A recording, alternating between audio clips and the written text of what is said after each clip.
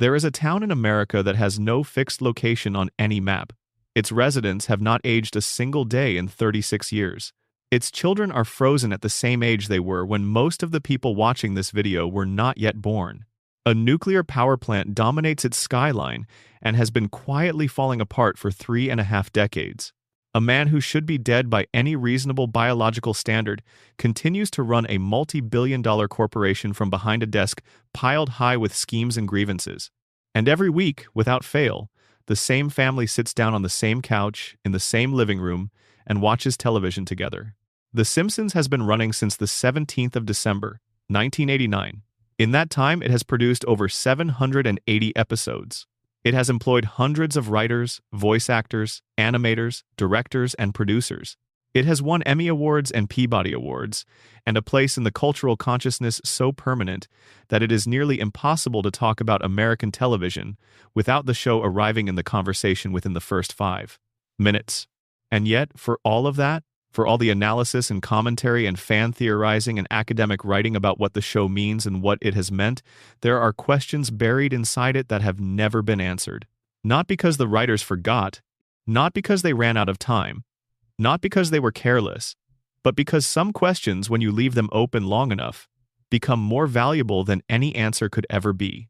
They accumulate meaning over time the way rivers accumulate sediment, slowly, invisibly, until one day you notice that the landscape has changed and you cannot quite say when the change began. Springfield is full of those questions. They sit in the background of every episode, unremarked, comfortable in their unansweredness. They live in the gaps between scenes and in the spaces between seasons. They are the things the characters never ask and the show never explains, and the audience notices but generally decides not to press on, because pressing on them would require the show to become something other than what it is. And what it is, on the surface at least, is warm and funny and familiar. Tonight we are going to press on them anyway. Not aggressively, not in the spirit of debunking or dissecting or pulling apart something beloved. In the spirit of sitting with a very old friend in a comfortable room, after everyone else has gone home, and finally asking the questions that polite company never quite gets around to. The kind of questions that are more interesting than they are urgent. The kind you can turn over in your mind while you are drifting towards sleep and find that they are still there when you wake up, no closer to answered, no less interesting. So, get comfortable. Whatever you are resting on, wherever you are watching this, let the day release you a little. Let the weight of it settle somewhere that is not your chest. We are going to move through Springfield tonight, slowly and carefully, the way you move through a place you know well but have never truly examined, noticing the things that were always there but somehow never demanded your full attention until now. By the end, you may find that the questions are not frustrating. You may find that they are the most comforting thing about the show, because a question without an answer is a story that never has to end. And Springfield, whatever else it is very good at not ending. Let us begin. Section 1. The Eternal Opening Credits. Every episode of The Simpsons begins the same way, and also completely differently. That is the paradox at the heart of the opening title sequence, and it is the first mystery the show ever presented to its audience, even if nobody framed it as a mystery at the time, even if everyone simply accepted it as the particular charm of the format and moved on. The melody begins. That specific brass fanfare that Danny Elfman composed before the show had an audience, before anyone knew it would run for 30 years, before anyone understood that the theme would become one of the most recognizable pieces of music in the history of the medium. The clouds part over Springfield. The camera descends. The town appears below, rendered in the particular shade of yellow and blue and green that became the show's visual signature. And then the sequence follows each member of the family through their afternoon as they make their individual ways home. Bart writes something on the chalkboard at Springfield Elementary. The writing changes every episode, which is the first variation in the sequence. The first place where the show reminds you that even within the familiar, there is something new. He writes his detention sentence, his punishment, his acknowledgement of whatever rule he has most recently violated. And then the bell rings and he is gone, racing out on his skateboard before the chalk has finished settling. Lisa is in band. She is always in band. She plays a phrase on her saxophone that goes off script, that ventures somewhere the sheet music did not intend, and the instructor points at the door and she takes her saxophone and leaves, and she plays the unexpected phrase on the school steps to an uninterested Springfield afternoon, and the music of her riffing becomes part of the score, folds back into the theme, becomes indistinguishable from what Elfman intended, which is perhaps its own small thesis about what Lisa Simpson is. Homer is at the plant. He is at a conveyor belt. He removes a glowing green rod, a piece of spent nuclear material, and tucks it under his arm with the casual indifference of a man who has made his peace with irradiating himself on a daily basis. He walks to the exit. The conveyor belt loops around and passes him again, and by the time it completes its circuit, the rod is back on the belt where it started, and Homer is through the door and into the parking lot without ever quite grasping what just happened. The joke is small and perfect and says everything about Homer's relationship with his job in 3 seconds of animation. Marge is at the supermarket. She is pushing her cart down the aisle with Maggie nestled in the basket among the groceries, and at the checkout counter the cashier scans her items and Maggie is scanned along with them, and the register displays a price. The price has changed across different versions of the sequence over the years. The number on the register is not always the same. This is a detail that most people have noticed once, if they noticed it at all, and then filed away without returning to it. We will return to it. And then everyone arrives at the driveway at the same moment. The family converges from their separate trajectories with a timing that is either the warm comedy of a show about domestic life or something slightly more uncanny if you examine it for long enough, because the specific precision of that convergence, the fact that the logistics of Springfield arrange themselves every single evening so that this particular family arrives at this particular house at this particular instant, is either a joke about family life or a signal that something else is organizing the world of the show. They rush inside. They sit down. They look at the television. And then something happens on the couch that is different every time. The couch gag, the moment at the end of the opening sequence that has never explained itself, never been acknowledged within the world of the show, never been incorporated into any episode as anything other than what it is. A brief, self-contained rupture in the fabric of the Simpsons' home, followed by complete amnesia on the part of everyone present. Over 36 years and nearly 800 episodes, the couch gag has been a spacecraft descending through the ceiling and abducting the family mid-sit. It has been the family arriving to find a black hole where the couch should be. It has been a stop-motion sequence using food in place of the animated characters. It has been a full film by a guest director exploring the visual language of another era of animation entirely. It has been a sequence so long that it consumed more of the episode's runtime than the episode itself. It has been a scene where the family finds another family already seated, and the two groups stare at each other across the disputed furniture with the particular awkward hostility of people who cannot agree on who lives here. It has been directed by guest artists from around the world. It has referenced Kubrick and Hitchcock and Tex Avery and Monty Python and every tradition of animation and film and visual storytelling that the show's writers were aware of, which is a long list given that the writers' room has historically been staffed by people with graduate degrees from elite universities and an apparently inexhaustible appetite for cultural reference. Some couch gags have been genuinely moving. The Don Hertzfeldt sequence, which depicts the Simpson family in a degraded and algorithmically corrupted far future, where the show has continued so long that the characters have been redesigned into something that no longer resembles what they were, is not really a joke. It is a meditation on what happens to cultural artifacts when they outlive the conditions that created them. It is several minutes of animation that asks, directly and with real seriousness, what a story becomes after it has been running for long enough that the original intentions of its creators can no longer be recovered. The show treated this as a gag. It was shared on social media as a gag. It is formally a gag.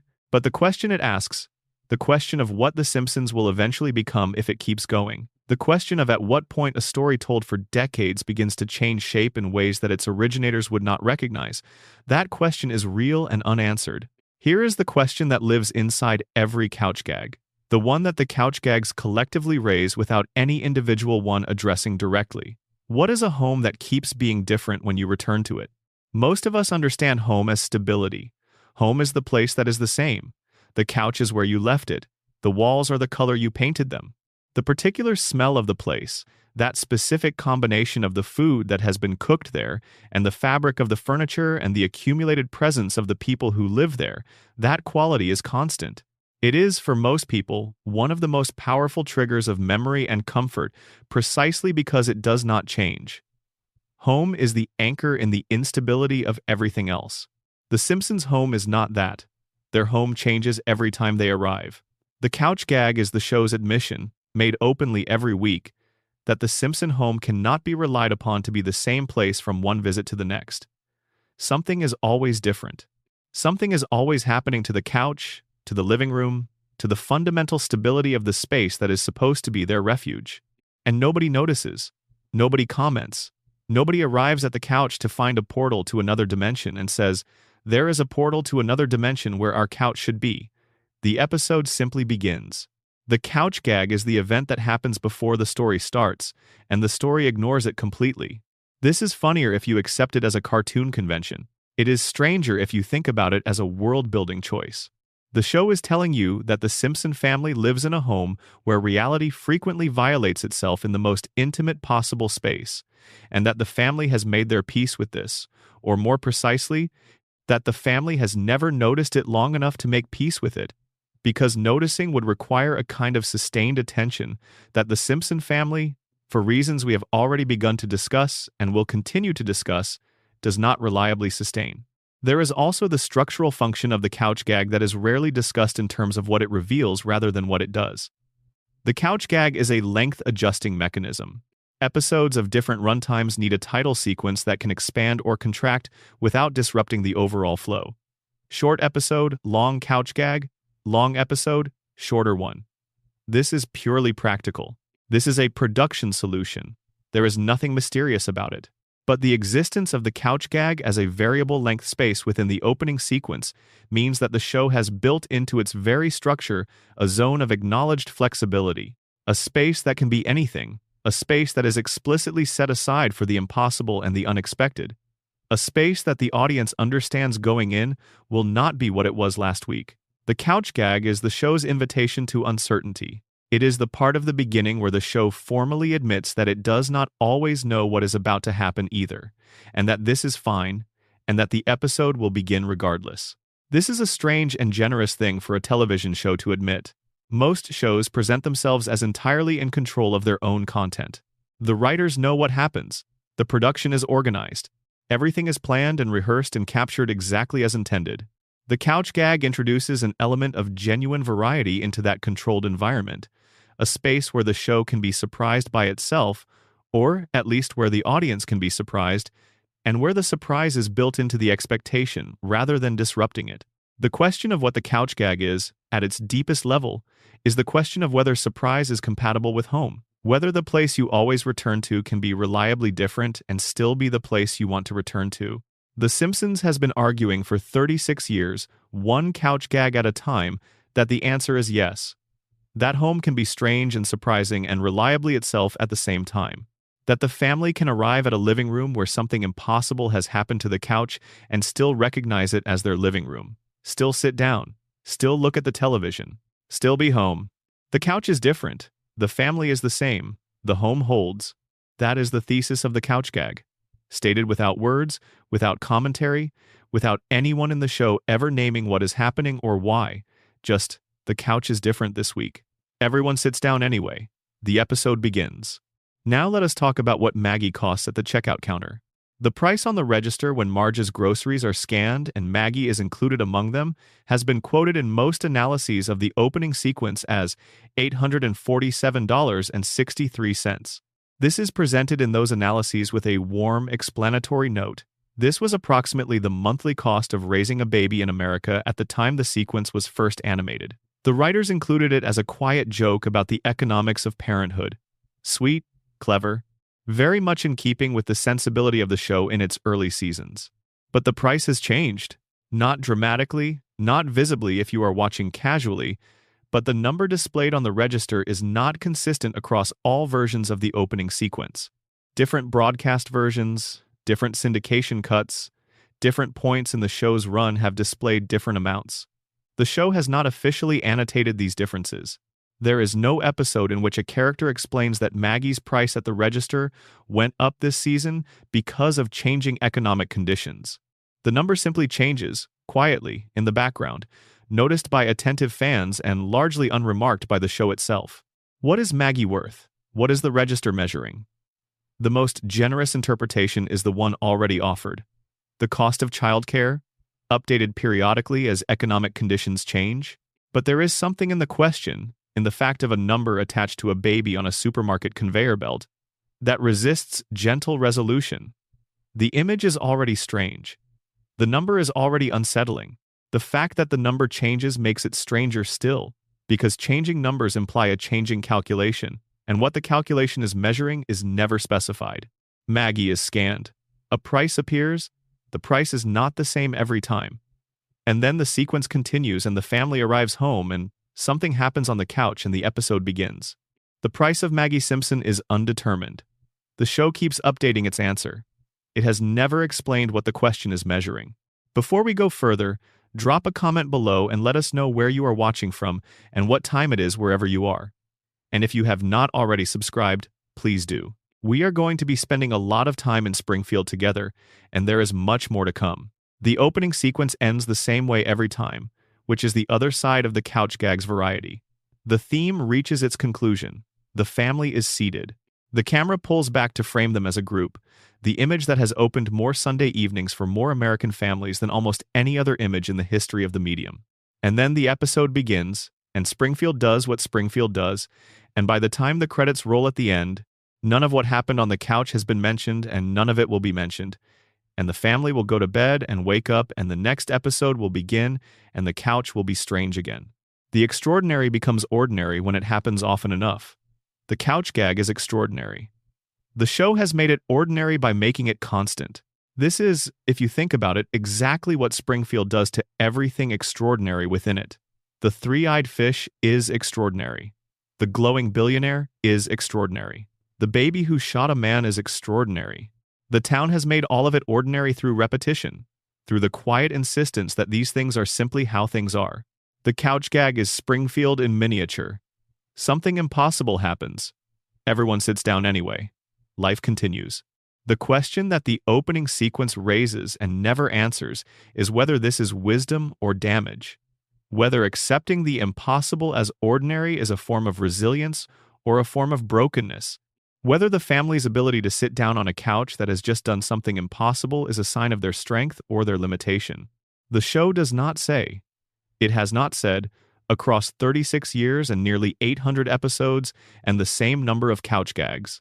It just shows you the couch gag, and shows you the family sitting down, and lets you decide what to make of the fact that they keep coming home to a place that keeps being different and keep treating it as exactly the place they wanted to be. Maybe that is the most honest thing the show has ever said about home. Not that home is stable, not that home is safe, but that home is where you keep coming back to, even when the couch has been replaced by a black hole. Because the alternative is not coming back, and that alternative is not acceptable. So you sit down, the episode begins, the couch gag is already forgotten.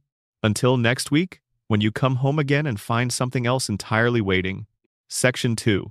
Homer's Lost Years, the Decade. The show keeps rewriting. There is a version of Homer Simpson's life that the show has assembled across nearly 4 decades of flashback episodes and origin stories and revisionist continuity. It is assembled from fragments. Many of those fragments are beautiful, some are contradictory, and together they tell a story with the strange quality of being simultaneously over-explained and fundamentally mysterious, a biography that has been told many times without ever being fully told. Homer J. Simpson was born in Springfield to Abraham and Mona Simpson. His childhood arrives in the show in pieces, distributed across multiple episodes that were not written to be consistent with each other and that, when arranged chronologically, produce a portrait that is impressionistic rather than precise. He was a boy who loved his mother and feared losing her. He was a boy who had a distant and often unkind father. He grew up in the same town where he would eventually work and live and raise his own children, which means that Springfield as an adult is, for Homer, simultaneously the backdrop of his present life and a continuous reminder of everything that preceded it. The show has given us Homer at roughly age 10, playing in the neighborhood, apparently unremarkable in the way that children are often unremarkable before something happens to make them remarkable, or to prevent them from ever becoming so. It has given us Homer in high school, depicted as a period of social awkwardness and moderate academic failure, which tracks with the adult Homer we know. It has given us Homer and Marge meeting for the first time in a detention room, which is one of the show's most enduring and most argued over continuity points, because depending on which season's flashback episode you are watching, the circumstances of their meeting shift in ways that accommodate the floating timeline without quite becoming consistent. In the original telling, Homer and Marge meet as teenagers in the 1970s. The era is specific. The clothes are specific. The music is specific. The cultural texture of late 1970s America is woven into the flashback in ways that anchor Homer and Marge's origin story to a particular historical moment, which gives it a weight that timeless stories do not have. They were young in a specific year, in a specific cultural moment, and that specificity makes their love story feel located in something real. As the floating timeline moved forward, that anchoring had to be revised. If Homer and Marge are perpetually in their mid-30s, and if the show's present is always the actual present, then by the mid-2010s, they could not have met in the 1970s. They would have been children in the 1970s, not teenagers. The flashbacks had to be moved. Their high school years migrated forward. The 1970s became the 1980s, and then the 1990s, and each revision brought different cultural textures and different musical references, and a slightly different Homer, because Homer as a teenager in 1977 is a different kind of person from Homer as a teenager in 1992. Even if the essential character traits remain constant across the revision. What this migration of the origin story creates is not simply a continuity error. It creates a biographical instability. Homer's past keeps moving. The fixed points of his childhood and his adolescence and his early romance with Marge keep shifting in relation to each other and in relation to the cultural landscape they are supposed to have inhabited. The result is a biography that the show has told at least 4 distinct versions of, each partially valid, none entirely consistent with the others. This instability is concentrated in a particular stretch of time, the years between Homer's late adolescence and the moment he became the person we know. The years when a person typically makes the decisions that define the shape of their adult life. The years of first jobs and first apartments and first sustained attempts to figure out what kind of person you are going to be. Those years in Homer's biography are the most contradictory, the most rewritten, and the most genuinely mysterious. Let us start with what we know for certain. Homer and Marge got together before they had Bart, which means Homer was in some kind of settled relationship during the years when most of his peer group would have been figuring out whether they wanted to be in any relationship at all. The show has depicted the early days of their relationship with warmth and specificity, their first apartment, their adjustment to each other's habits, the small negotiations of shared domestic space that constitute the practical reality of early cohabitation. These episodes feel grounded. They feel like a young couple actually navigating the experience of being young and together. And then there is the rest of it. The things that happen during those same years that do not quite fit the picture of a young man building a quiet domestic life with his girlfriend. The B-Sharps, Homer's barbershop quartet, the one that won a Grammy Award. The episode that introduces this element of Homer's biography is one of the most beloved the show has produced. It is structured as a loving parody of the Beatles' rise and fall, with Homer as the John Lennon figure.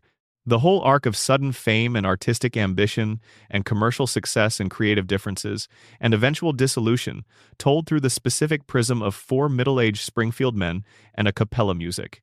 The episode is funny and warm and genuinely melancholy at its end, when the former bandmates reunite briefly on a rooftop and sing one more time for the people on the street below, and then go home to their separate lives. But the B-Sharps created a problem that the show has never addressed. If the B-Sharps were real within the show's continuity, if Homer and his group were genuinely famous, if they actually appeared on late-night television and sold records and won a Grammy, then where does any of that fit in the life we know? Where is the fame? Where is the evidence? Where is the Grammy? The Grammy is in Homer's possession, according to the episode. At the end of the story, when the reunion on the rooftop is over, Homer still has the Grammy. It exists. It is canonical.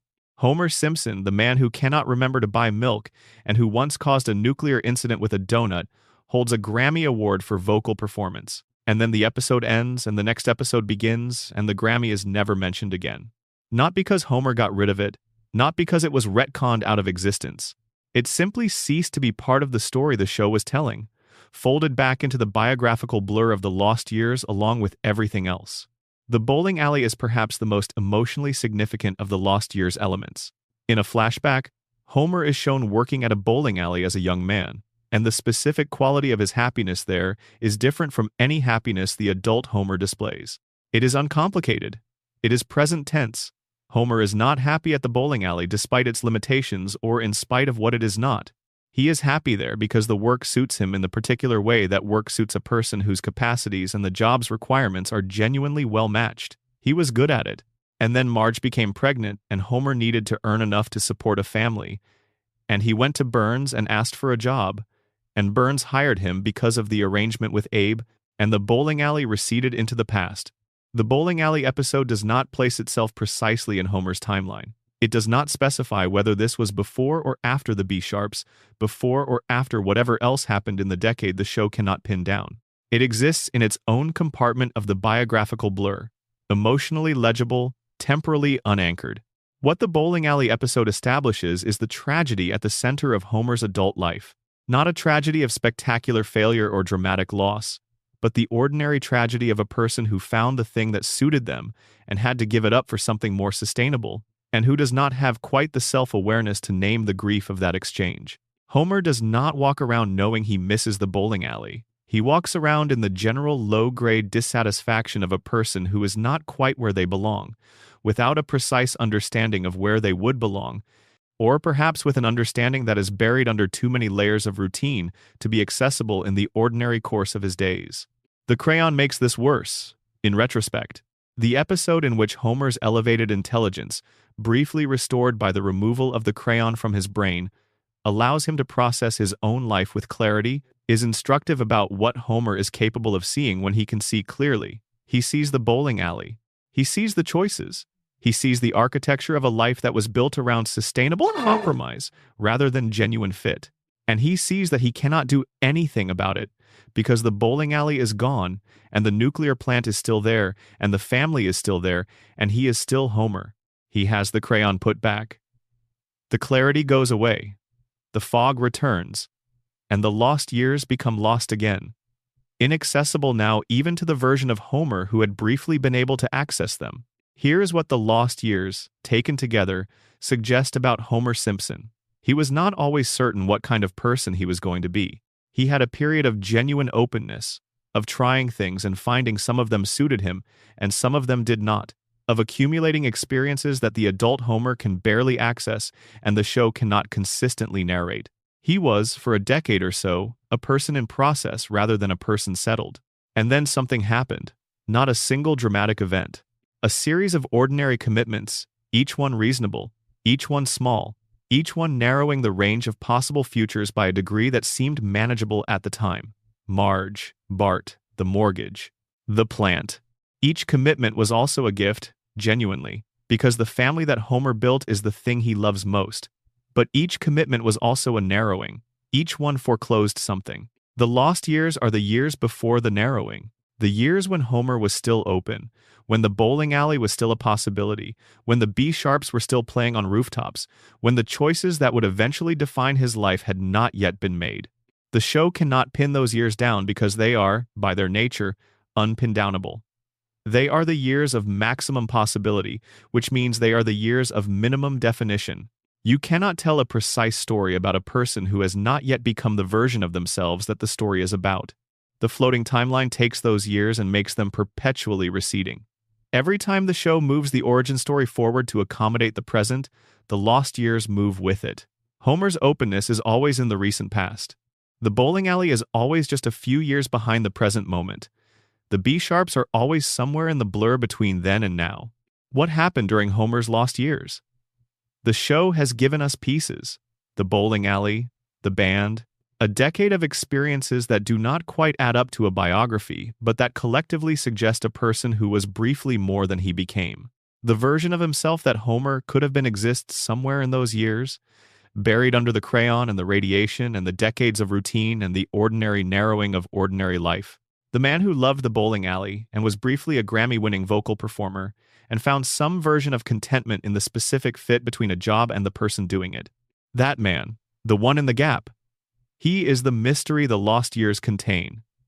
And the show, wisely, has kept him there.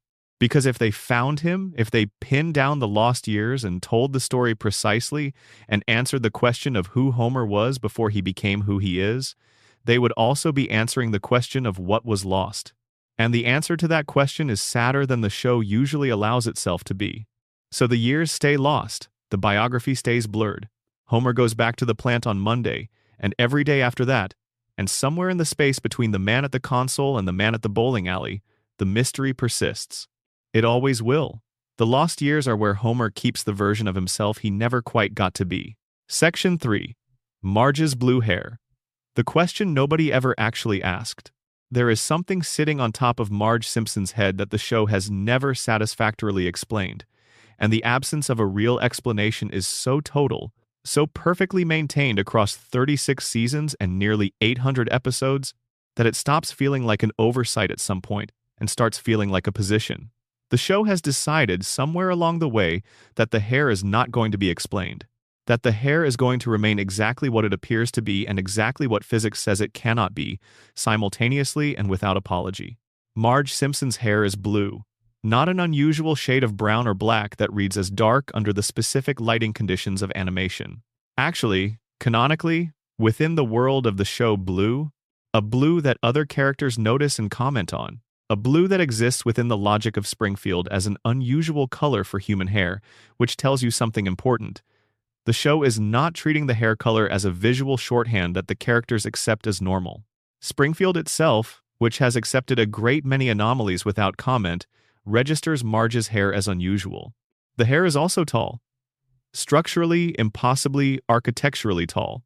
It rises from the top of her head in a tower that would be remarkable if it were built from materials designed to stand upright and is astonishing constructed from something as structurally compromised as human hair. The tower appears to be self-supporting. It appears to obey some internal structural principle that is not available to actual hair on actual human heads. It rises and stays risen through sun and rain and the considerable physical chaos of life in a household that includes Homer Simpson. Nothing disturbs it. Nothing deflects it. It is as permanent and as self-evidently there as a geological feature. The show has addressed the hair twice in ways that are partial rather than complete. The first addresses the brief revelation that Marge's natural hair color is gray. In a flashback episode, a young Marge is shown, and her hair has not yet achieved its characteristic blue. The implication, confirmed by a single throwaway line that the show immediately moved past, is that Marge began graying young and chose to cover the gray with blue dye, and has been doing so ever since, so consistently and for so long, that the dye has become part of the appearance rather than a modification of it. This is a warm and human explanation at the level of color. It transforms the blue from a fantastical element into a personal choice, from a mutation into a habit. Marge went gray young. She chose blue to cover it. She has maintained the choice so consistently that it stopped being a choice and became a fact. There is something genuinely touching about this when you sit with it. The most visible thing about Marge Simpson, the thing anyone would mention first if asked to describe her, is not something she was born with. It is something she has been actively maintaining for her entire adult life. And what triggered the gray? The show does not say.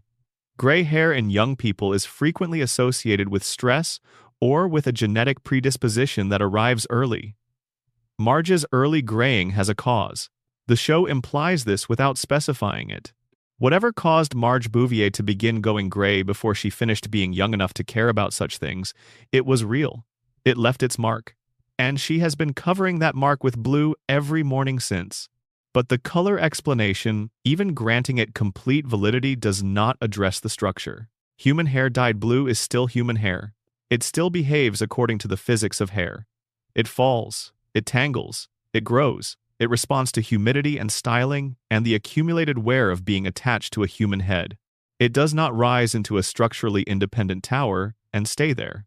The second time the show addresses the hair, it reveals that there is a substantial length of it compressed within the tower. In an episode where the tower comes down, when Marge's hair falls and the tower is released, the hair beneath it extends nearly to her waist, which means the tower is not a clever arrangement of short hair making the most of its length. It is the compression of an enormous quantity of hair into a vertical column, maintained against the combined forces of gravity, wind, and the daily negotiations of being a person in an animated world.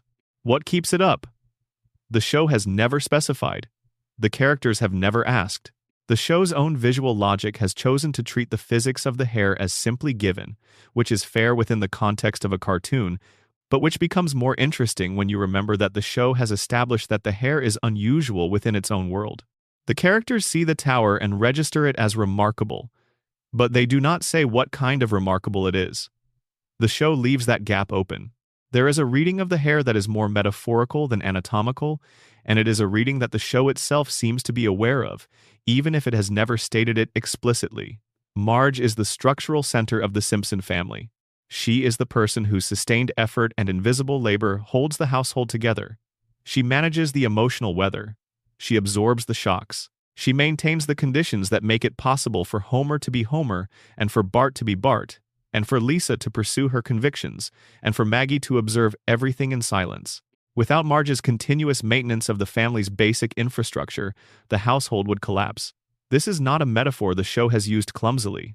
It is built into the character across 36 seasons of episodes that individually celebrate Marge's competence and collectively add up to a portrait of a woman whose talent is holding things together.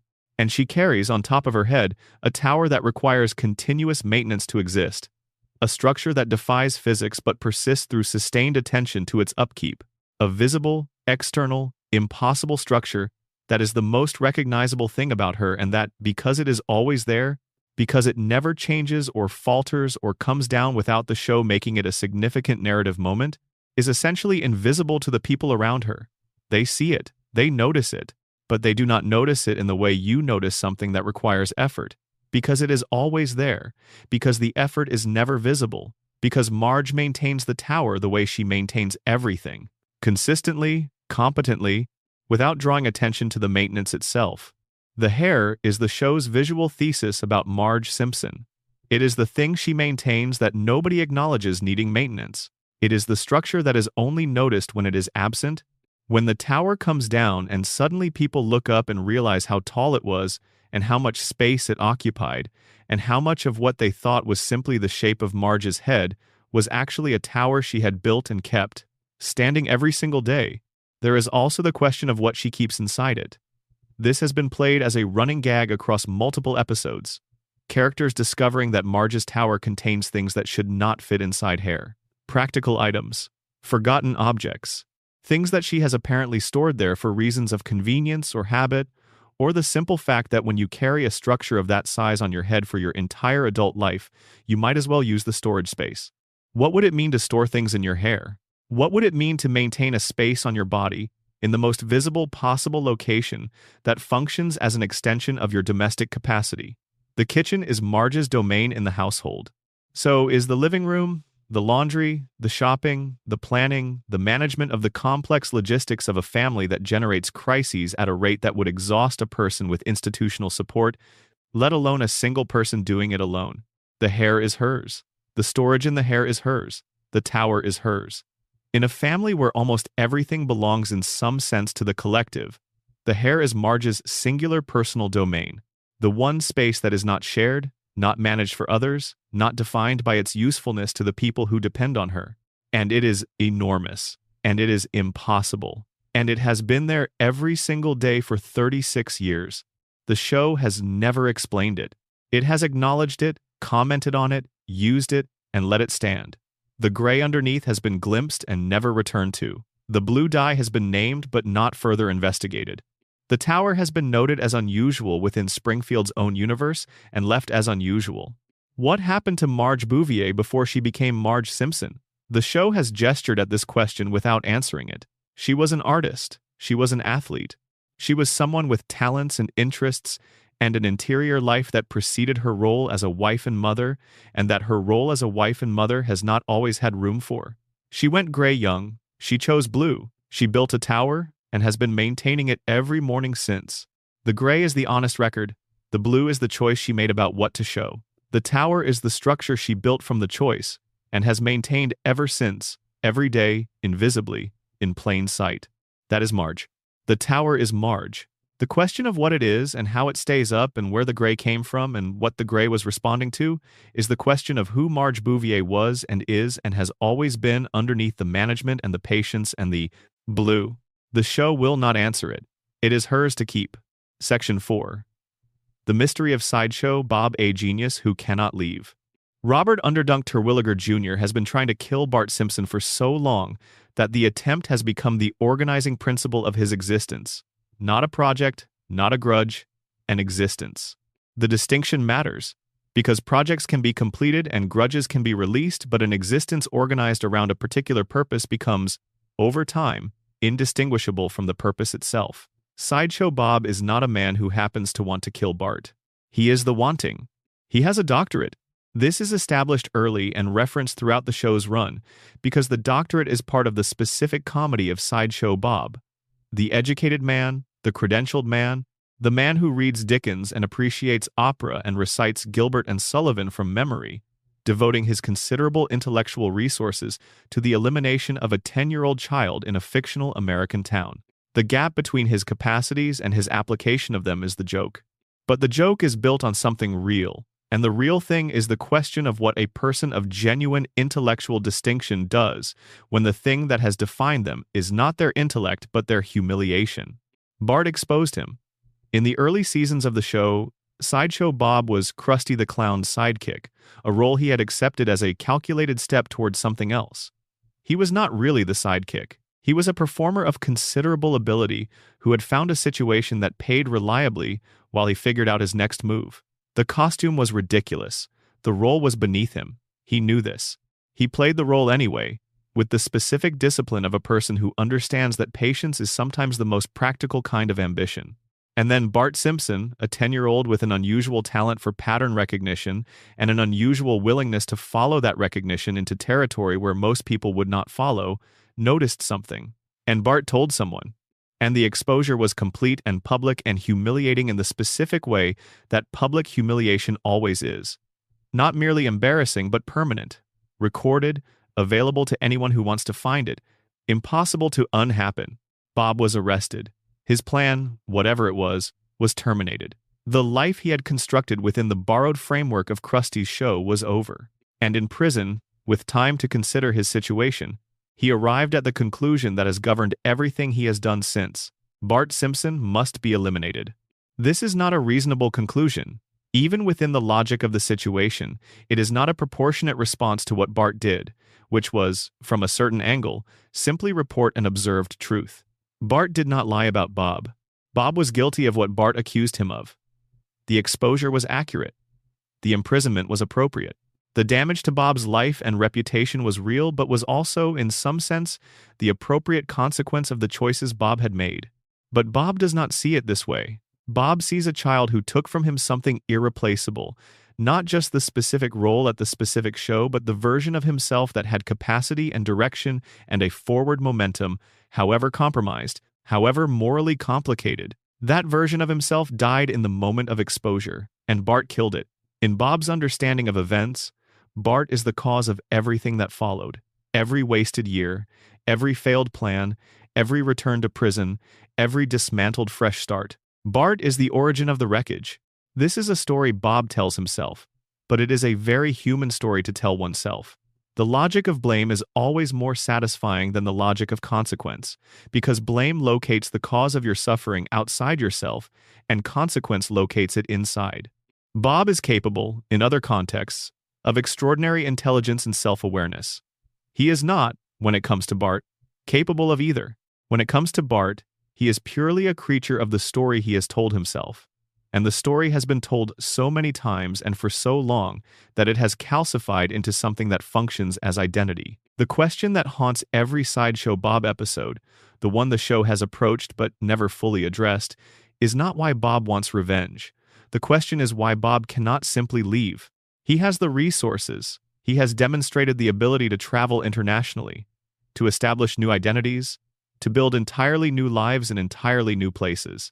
He is not under some magical compulsion to remain within driving distance of Springfield. He is not contractually bound to return. He is a free man, if frequently imprisoned, with an exceptional intellect and enough resourcefulness to have escaped from actual prison on multiple occasions. And yet he keeps coming back. There is an episode where Bob has genuinely, or apparently genuinely, moved on. He is living in a Tuscan village. He has a family. He has constructed a life around things other than Bart Simpson. Art, culture, the specific textures of European domestic existence. Bob in Tuscany is happy. Bob in Tuscany is whole. And then the Simpsons arrive in Tuscany because they are the Simpsons and the show needs them in the same place as Bob, and Bob's Tuscan life intersects with his Springfield past in ways that gradually make the happy ending untenable. By the end of the episode, the Tuscan life is abandoned, and Bob, or the version of Bob that cannot leave Bart behind, is back in the story he thought he had escaped. What this episode reveals, beneath the comedy of the coincidence, is something important about the nature of the thing Bob is trying to escape. The problem is not geographic. Moving to Tuscany does not help because Tuscany is not the problem. The problem is that Bob has organized his identity around a wound that he is never allowed to heal, and wounds that are never allowed to heal travel with the person who is keeping them open. You cannot relocate away from a wound you are maintaining. Bob is keeping the wound open. He is doing this deliberately, on some level, because the wound is the only thing that makes the story of his life coherent. The story goes, "I was a person of distinction and potential, and a child destroyed me, and I have been trying to correct the destruction ever since." If the wound heals, if Bart is allowed to simply be a person Bob knew once who did something that hurt him and from which he recovered, the story ends. And the story ending means Bob has to figure out who he is without it. The intellect makes this harder. A less intelligent person, confronted with the same humiliation, might simply absorb it in the way that human beings absorb the indignities of their lives. Imperfectly, incompletely, but eventually. The past fades. The acute pain becomes a dull awareness. The wound scars over. But Bob has the analytical capacity to maintain an elaborate and internally consistent argument for why the wound cannot be allowed to scar. He can construct a theory of cosmic injustice. He can demonstrate, to his own satisfaction and with genuine persuasive force, that what Bart did to him was not merely painful but wrong, and that a wrong uncorrected is a permanent blemish on the moral fabric of the universe, and that he, Robert Underdunk Terwilliger Jr., is the only available instrument for the correction. This argument is wrong. It is wrong in several ways, but it is a very good argument, and Bob is very good at making it to himself, and the making of it has become the primary activity of his intellectual life, which means that his considerable intelligence is not building anything new. It is sustaining something old. There is also the question of what Bob has become over the years as a result of his inability to leave. He has, in some ways, become more interesting than the person he was before Bart exposed him. The desperation and the grandiosity and the specific kind of theatrical suffering that he performs, even when no one is watching, even in prison, even on the occasions when his plans fail so completely that there is nothing theatrical about the failure, have given him a depth that the calculating sidekick of the early episodes did not possess. He has suffered. He has suffered loudly and dramatically and with considerable eloquence, but he has suffered genuinely. And genuine suffering, even when it is self-inflicted, produces something in a person. He loves his family. This is not inconsistent with everything else. The episodes that show Bob with his wife and child are not anomalies, not the show contradicting itself about who he is. They are the show demonstrating that the part of Bob that is capable of genuine connection and genuine love has survived the part that is organized around vengeance. Both things are true simultaneously. He can love his family and want to kill Bart.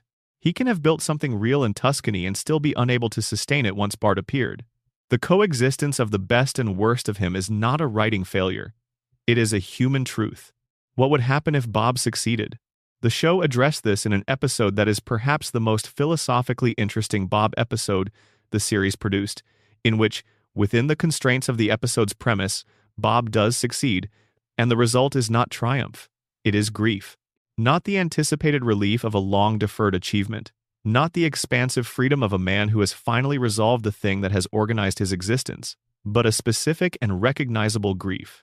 The grief of someone who has achieved the goal that justified their suffering and found that the justification was the point, not the goal. Bob does not want Bart dead.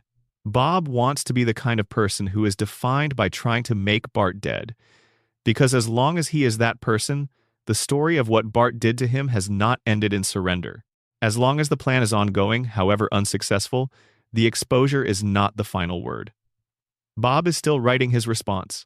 He cannot leave Springfield because Springfield is where the story is.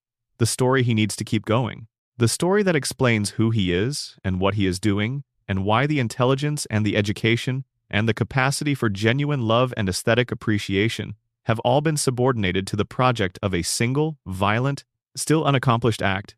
He stays, he plans, he fails, he returns to prison, he escapes, he returns to Springfield. The loop continues. And somewhere inside the loop, somewhere behind the recitation of Gilbert and Sullivan and the theatrical suffering and the specific kind of dignity that Bob maintains even in the most undignified of circumstances, there is a man who knows he is in a loop and does not know how to stop. That is the mystery of Sideshow Bob. Not the plans, not the failures, not even the specific nature of his obsession. The mystery is whether there is a version of Sideshow Bob who walks away, and whether he can see it, and whether seeing it would be enough. The show does not say. Bob keeps coming back. Springfield is still there. Section 5. The Quick E-Mart and a store that never closes. There is a convenience store at a specific corner of Springfield that has never, in 36 years of episodes, been closed. Its neon sign has been lit continuously since the show's first season. Its shelves have been stocked through every disaster the town has experienced. The ceiling under a dome, the multiple instances of destruction and near destruction, the events that should by any reasonable standard have disrupted the ordinary supply chain of a corner store. The Quickie Mart is always open. This is not presented as remarkable.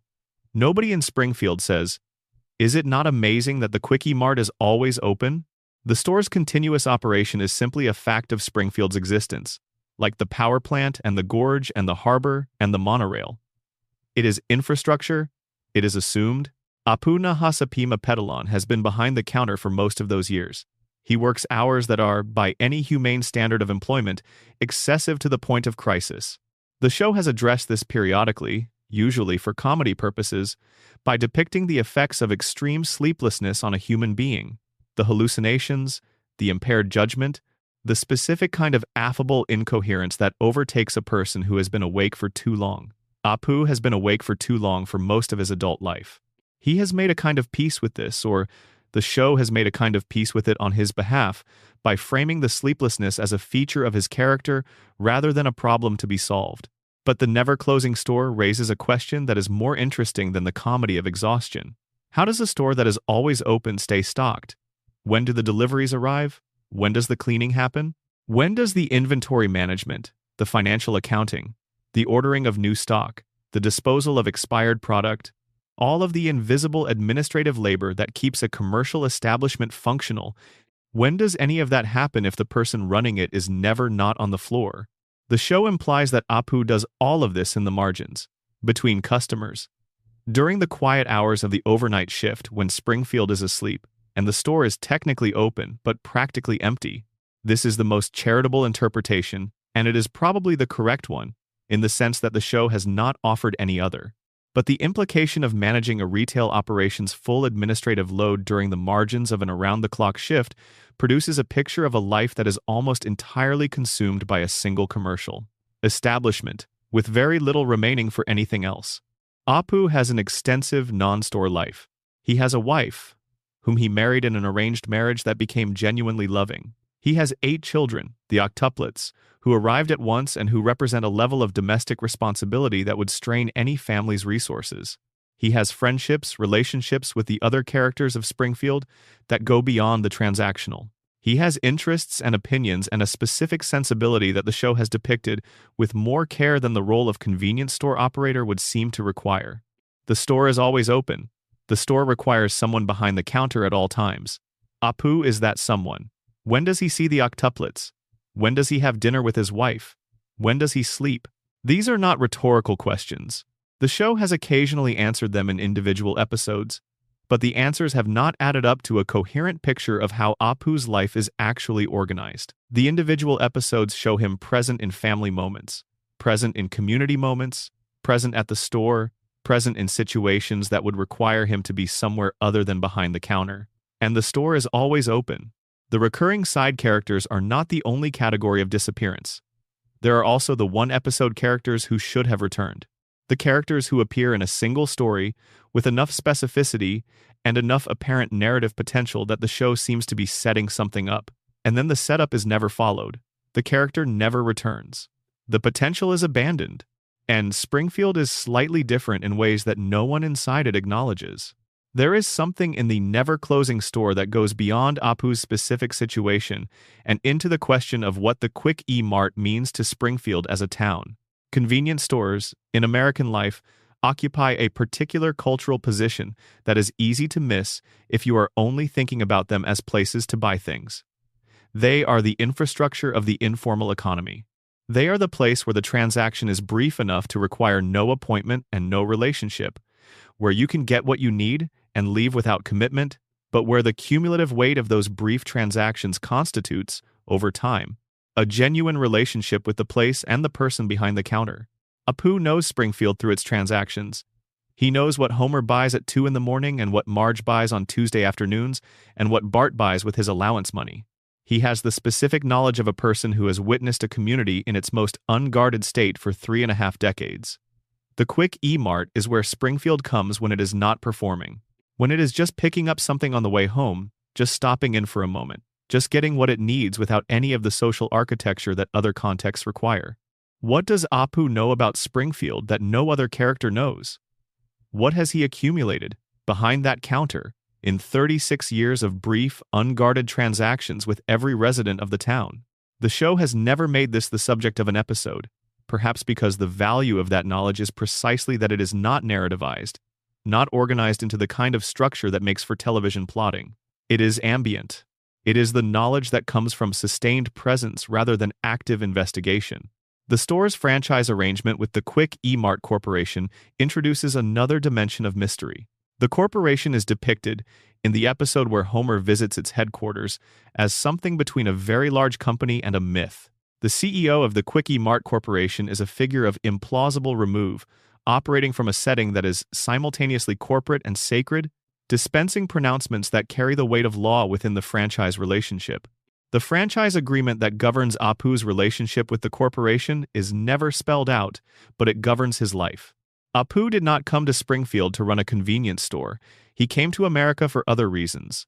The store was a means, and means have a way of becoming ends over the years, especially when the means are structured with enough institutional weight to make leaving complicated. The Quickie Mart is always open. Apu is always behind the counter. These are facts about Springfield as reliable as the cooling towers and the gorge. And the question of what they cost, what the continuous operation of the store requires from the specific human being who is providing it, is a question the show has touched and retreated from and left, finally, as unanswered as the question of when exactly Apu sleeps. The store will be open when you need it. It always is. And there will be someone behind the counter to help you with whatever you need. There always is. That is the promise. The promise has been kept for 36 years. The cost of keeping it is the question the show has decided it cannot fully afford to answer. Section 6. The children who never grew futures glimpsed and erased. The Simpsons has shown us the future. Not vaguely or symbolically or through the filtering lens of dream logic. Specifically, with dates and details and the particular texture of a future that has been thought through carefully enough to feel real, that was real for the duration of the episode that depicted it, and was then folded away and returned to its place behind the frame, inaccessible again. Lisa's Wedding is the episode that most people think of first when they think about the show visiting its own future, and it is the right place to start because it is the most fully realized of those visits. The episode is structured around a visit to a Renaissance fair, which provides the occasion for a fortune teller who shows Lisa a vision of her future. Lisa in 8 years, which places the vision in the early 2000s from the episode's 1995 vantage point, though the future has the particular quality of being slightly more advanced than the math would suggest, the way all fictional futures tend toward the hypothetical rather than the extrapolated. The future Lisa is 23. She is studying in England, engaged to a man named Hugh who is British and kind and slightly insufferable in the specific way that highly educated young Englishmen can be slightly insufferable. She is brilliant and principled, and somewhat isolated, which are the qualities she had at 8 and which the future has not dissolved but concentrated, refined, given more room to be fully what they are. She is recognizably Lisa Simpson. She is also recognizably what Lisa Simpson was always going to become, which is the most emotionally sophisticated thing the episode does.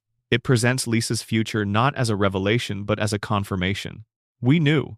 Watching Lisa at 8, pushing against the walls of Springfield, playing her saxophone at a level the show makes clear, is extraordinary. Carrying convictions that are too large and too earnest for the environment she is in, we knew she was going somewhere. The episode just shows us where. The central thread is Homer. Adult Lisa and middle-aged Homer, navigating the distance between them in both literal and emotional terms. Homer embarrasses Lisa in front of Hugh. Homer is present in ways that are loving and clumsy and deeply characteristic of Homer, which means they are not quite adequate to the moment but are completely sincere. And there is a scene where Homer tells Lisa he will walk her down the aisle, and the scene carries the weight of a father who has spent his entire life being inadequate to the moments that matter most and who is promising, with complete sincerity, not to be inadequate to this particular moment. The episode ends with the vision dissolving. Lisa chooses to let the British engagement go, understanding that Hugh's condescension toward Homer and toward Springfield is, ultimately, condescension toward the things that made Lisa who she is, including the parts she has most wanted to escape. She returns to the present. She is 8 years old again. The future has been glimpsed and returned to its place behind the frame. The question that lives in that ending is not about Hugh or about the romantic resolution.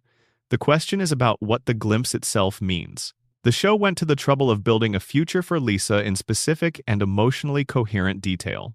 It showed us who Lisa becomes, and who Homer is to her when she is an adult, and how the relationship between a complicated daughter and an imperfect father navigates the passage of time. The show built all of that, and then it put it away. The production answer is clear. The floating timeline requires it. The format requires it. The show cannot permanently advance its timeline because a show with permanently advancing characters is a different kind of show, one that eventually ends because the characters eventually finish growing and leave, and the story concludes. But the question is the other kind of why. The emotional why. Why does the show want to show us the future and then take it back? What is the experience it is trying to give the audience by building the future in such loving detail and then removing it? The experience is, if you let it be, something like grief. Not the acute grief of losing someone, not the grief of a death or a departure, but the grief of a glimpse, the specific pain of seeing something clearly and then having it obscured again. Lisa at 23 is real. She exists. The show made her exist. And then the fortune teller's vision ended, and she became unreal again, folded back into the future that the show does not permit itself to inhabit. And Lisa at 8 does not know what she is going to become. And we do. And the gap between what we know and what she knows is where the grief lives. Bart's various futures are less consistent than Lisa's, which reflects something true about the two characters. Lisa at 8 already has the direction that will carry her to 23, while Bart at 10 is still primarily defined by what he is moving away from rather than what he is moving toward. The futures the show has imagined for Bart are plural and sometimes contradictory, each one exploring a different possibility rather than converging on the single most plausible extrapolation of who he is.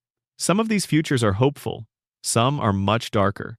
The show has never committed to any of them as the real one, perhaps because the real one requires Bart to make a choice that he has not yet made, and the choice requires a Bart who is older than 10, and the show has decided it cannot be that Bart. Maggie's futures are the most sparse and the most suggestive. The show has rarely shown Maggie as an adult in any developed way, which is consistent with the theory that Maggie's interior life is the most genuinely unknown of any family member, the one whose potential the show is most deliberately preserving by not examining. The glimpses of future Maggie that do exist in various episodes are characterized by a quality of significance without specificity. She matters. In these glimpses, the manner of her mattering is left open. The show can imagine the children growing up. It has imagined this repeatedly. It has given us a grown Lisa who is exactly as great as you hoped she would be, and exactly as lonely, and exactly as in need of Homer's particular kind of love as she has always been. It has given us glimpses of a grown Bart who has, in some versions, found something worth building, and in others is still running. It has allowed us to see the family in time, in the dimension that the floating timeline denies, in the future that the permanent present prevents. And then it has taken the future back. Every time. Returned the children to 10 and 8 and 1. Returned Homer and Marge to their mid-30s. Returned Springfield to the permanent present. The answer that feels truest, the one that the flash-forward episodes themselves seem to be offering, even as they frame themselves as individual episode concepts, is that the taking back is the point. The flash-forward is not a failed attempt to imagine the future. It is a successful demonstration of why the future cannot be inhabited, because inhabiting the future requires leaving the present, and leaving the present means the children grow up, and the children growing up means the family changes shape, and the family changing shape means that the Springfield where Bart is 10 and Lisa is 8 and Maggie is 1 is no longer the Springfield the show is about. The show is about the family at this particular moment, the moment that has been preserved, kept, refused entry to the passage of time for 36 years. The flash-forwards are the show's acknowledgement that the preservation is a choice, not a necessity. They say, we can see the future, we can show it to you, and then we are going to choose the present again. Because what is on this side of the choice is Bart on his skateboard, and Lisa with her saxophone, and Maggie in her high chair, and Homer coming through the door at 5:30, completely sure that this house, this family, this particular moment of arriving home, is exactly where he wants to be. The future is real, the present is chosen, the children will never grow as long as that choice holds. We have been choosing it for 36 years. Section 7. The dead, the missing, and the forgotten. Springfield has, over 36 years, accumulated a population that is difficult to calculate because it keeps changing in ways the show does not consistently acknowledge. Characters arrive with apparent significance, with names and specific personality details and the particular weight of fictional personhood that distinguishes them from background decoration, and then they stop appearing. Not because they die, usually, not because they move away, not because any narrative reason is offered for their absence. They simply cease to be part of the story. The camera stops finding them. The writers stop writing them. And Springfield continues, slightly differently shaped than before, without the show calling attention to the new shape. The most visible category of this kind of departure is the gradual fade. A character who was present in many episodes becomes present in some, becomes present in a few, becomes visible only in crowd scenes, becomes essentially absent. Sideshow Mel is the most often cited example. He was given a distinctive appearance and a distinctive voice, and enough episode presence to establish him as a person rather than a prop. He was funny. He was strange in interesting ways. He had the quality of someone with more to offer than the show was currently asking of him. And then the show asked less and less, and Mel faded into the background crowd of Springfield, still technically there, still visible to viewers who look for him, but no longer a character in any meaningful, active sense. What happened to Mel? Nothing. That is the answer that makes the disappearance interesting. Something would be a reason. Nothing is a void. Nothing is the show deciding, for reasons of its own that are never shared, that Mel is no longer needed in the foreground, and Springfield continuing without a beat. The show has also lost characters to actual death within its main continuity. Not the deaths for comedy of Hans Moleman, which is its own category of Springfield mortality, but deaths that the show treated with the specific gravity of real loss. Maud Flanders is the most significant.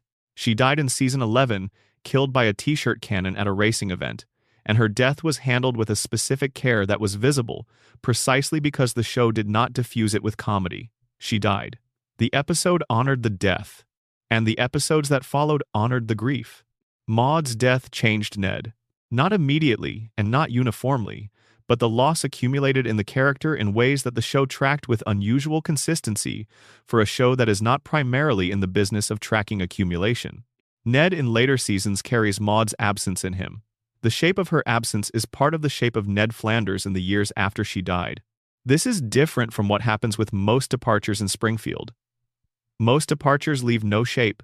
The space where the character was simply closes over, the way water closes over a hand that has been removed from it, without a mark. Maud's space did not close over. Ned still lives next door to the shape of her. The question that the departed characters raise, collectively and individually, is the question of what community means in a place where community is not maintained through the tracking of its own membership. Springfield is a community by convention, People who live near each other and interact with each other and share infrastructure and occasionally mobilize toward common purposes and more frequently mobilize toward mob behavior. But the maintenance of community, the specific attention to who is here and who has gone and who is mourned and who is simply absent, is not something Springfield does systematically. Under the radiation theory, this is explicable as cognitive damage. A population with compromised memory and critical thinking does not reliably track its own composition. The disappeared characters are not missed because the town lacks the sustained attention required to notice a specific absence. Under the coma theory, the disappeared characters are background processes that Homer's dreaming mind has stopped generating. They were detailed once, when the dream needed them. They are less detailed now, when the dream has moved on to other things. Under the collective denial framework, the disappeared characters are people that Springfield has chosen not to maintain. Through the accumulated weight of a community that has learned to let things go without looking too closely at what it is letting go. In a real community, the disappeared would leave traces. They would be missed by the people who knew them. The specific texture of the community would be slightly different without them, and the people who remained would notice the difference even if they could not always name what had changed. Springfield does not notice, or has chosen not to notice, or has been damaged in ways that prevent noticing. All three of these explanations may be true simultaneously. All three of them point to the same conclusion. Springfield is a community that does not hold on to its own members, and the members, having been let go, do not come back. Except Sideshow Bob, who keeps coming back. Who is perhaps the only character in the show's history who has been definitively departed and has refused to stay departed. Who is, in the context of Springfield's general amnesia about its own past, an anomaly. A person who insists on his own relevance to the town's story long after the town would prefer to have moved on. Perhaps refusing to let go is what keeps you in the story. Perhaps the disappeared characters simply let go too easily. Or perhaps the show simply had other things to write about and some characters fell away, and the absence of a reason is itself the reason. Springfield forgets, the characters fade, and occasionally one comes back through sheer force of insistence. The rest stay wherever it is that Springfield's forgotten people go. In the background, in the crowd scenes, in the space between episodes where the town is between stories, and the specific individual members of the community are simply themselves, living lives that the show is not currently narrating. They are there. Springfield is still there. The store is still open. The couch is still on the other side of the front door. And everything that has faded from the foreground is still, technically, present somewhere in the town's unmapped geography, waiting for the episode that might, someday, call them back into focus. Section 8. The God of Springfield, a theology without resolution. God exists in Springfield. This is an established fact within the show's universe, not a question of belief, not a matter that any resident of Springfield could reasonably dispute if they were paying attention. God has appeared. God has spoken. God has participated in conversations with at least one Springfield resident, and those conversations have covered topics ranging from the nature of the universe to the specific plans God has for that particular resident's near future. And the God of Springfield has never, in 36 years of episodes, explained God's own logic. The mystery at the center of Springfield's theology is not whether God exists. God clearly exists. The mystery is what God is doing. Homer Simpson has spoken with God on multiple occasions. The conversations, within the show's canonical framing, are presented as real rather than as dreams or hallucinations, though the show's tendency to blur the line between Homer's waking and dreaming life complicates any confident claim about the ontological status of a given divine encounter. The pattern across multiple episodes is consistent enough to support the conclusion that Homer has a relationship with God that is direct and reciprocal in ways that most of Springfield's residents do not. God told Homer that his time was coming. This was in the Season 4 premiere, 6 months before the coma episode that the Homer coma theory identifies as the dividing line between the show's grounded early seasons and its increasingly surreal later ones. God told Homer that he would learn the meaning of life, but not yet. That the time was not quite right but was approaching, that something was coming. 6 months later, a vending machine fell on Homer and put him in a coma.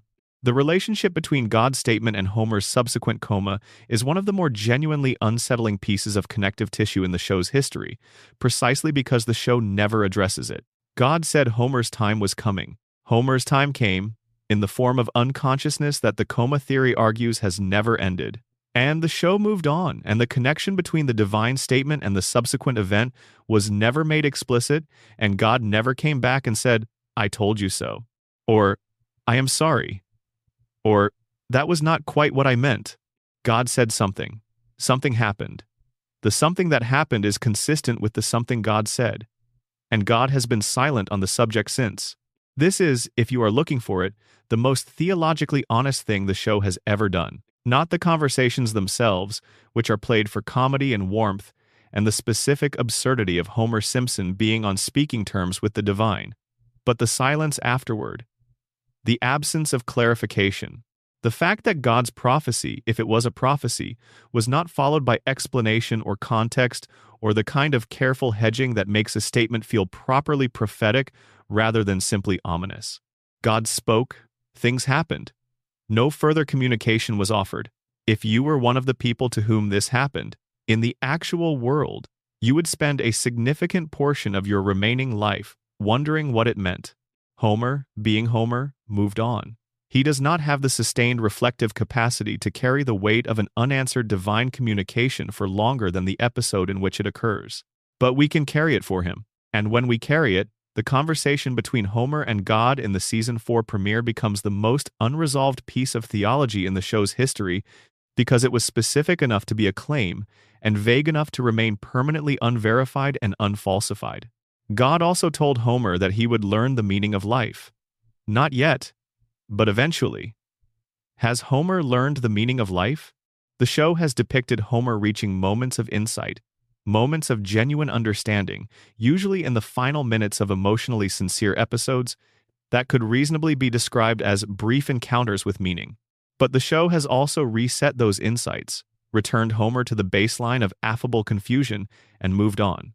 Unless the meaning of life is precisely what Homer does retain across every episode boundary, the knowledge that his family is what matters.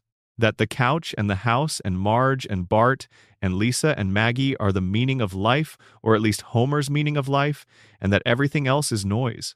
If that is the meaning, then God told Homer in Season 4, and Homer has been living it ever since, imperfectly and loudly, and with a great deal of incidental catastrophe, but living it, and God, having delivered the message, saw no reason to follow up.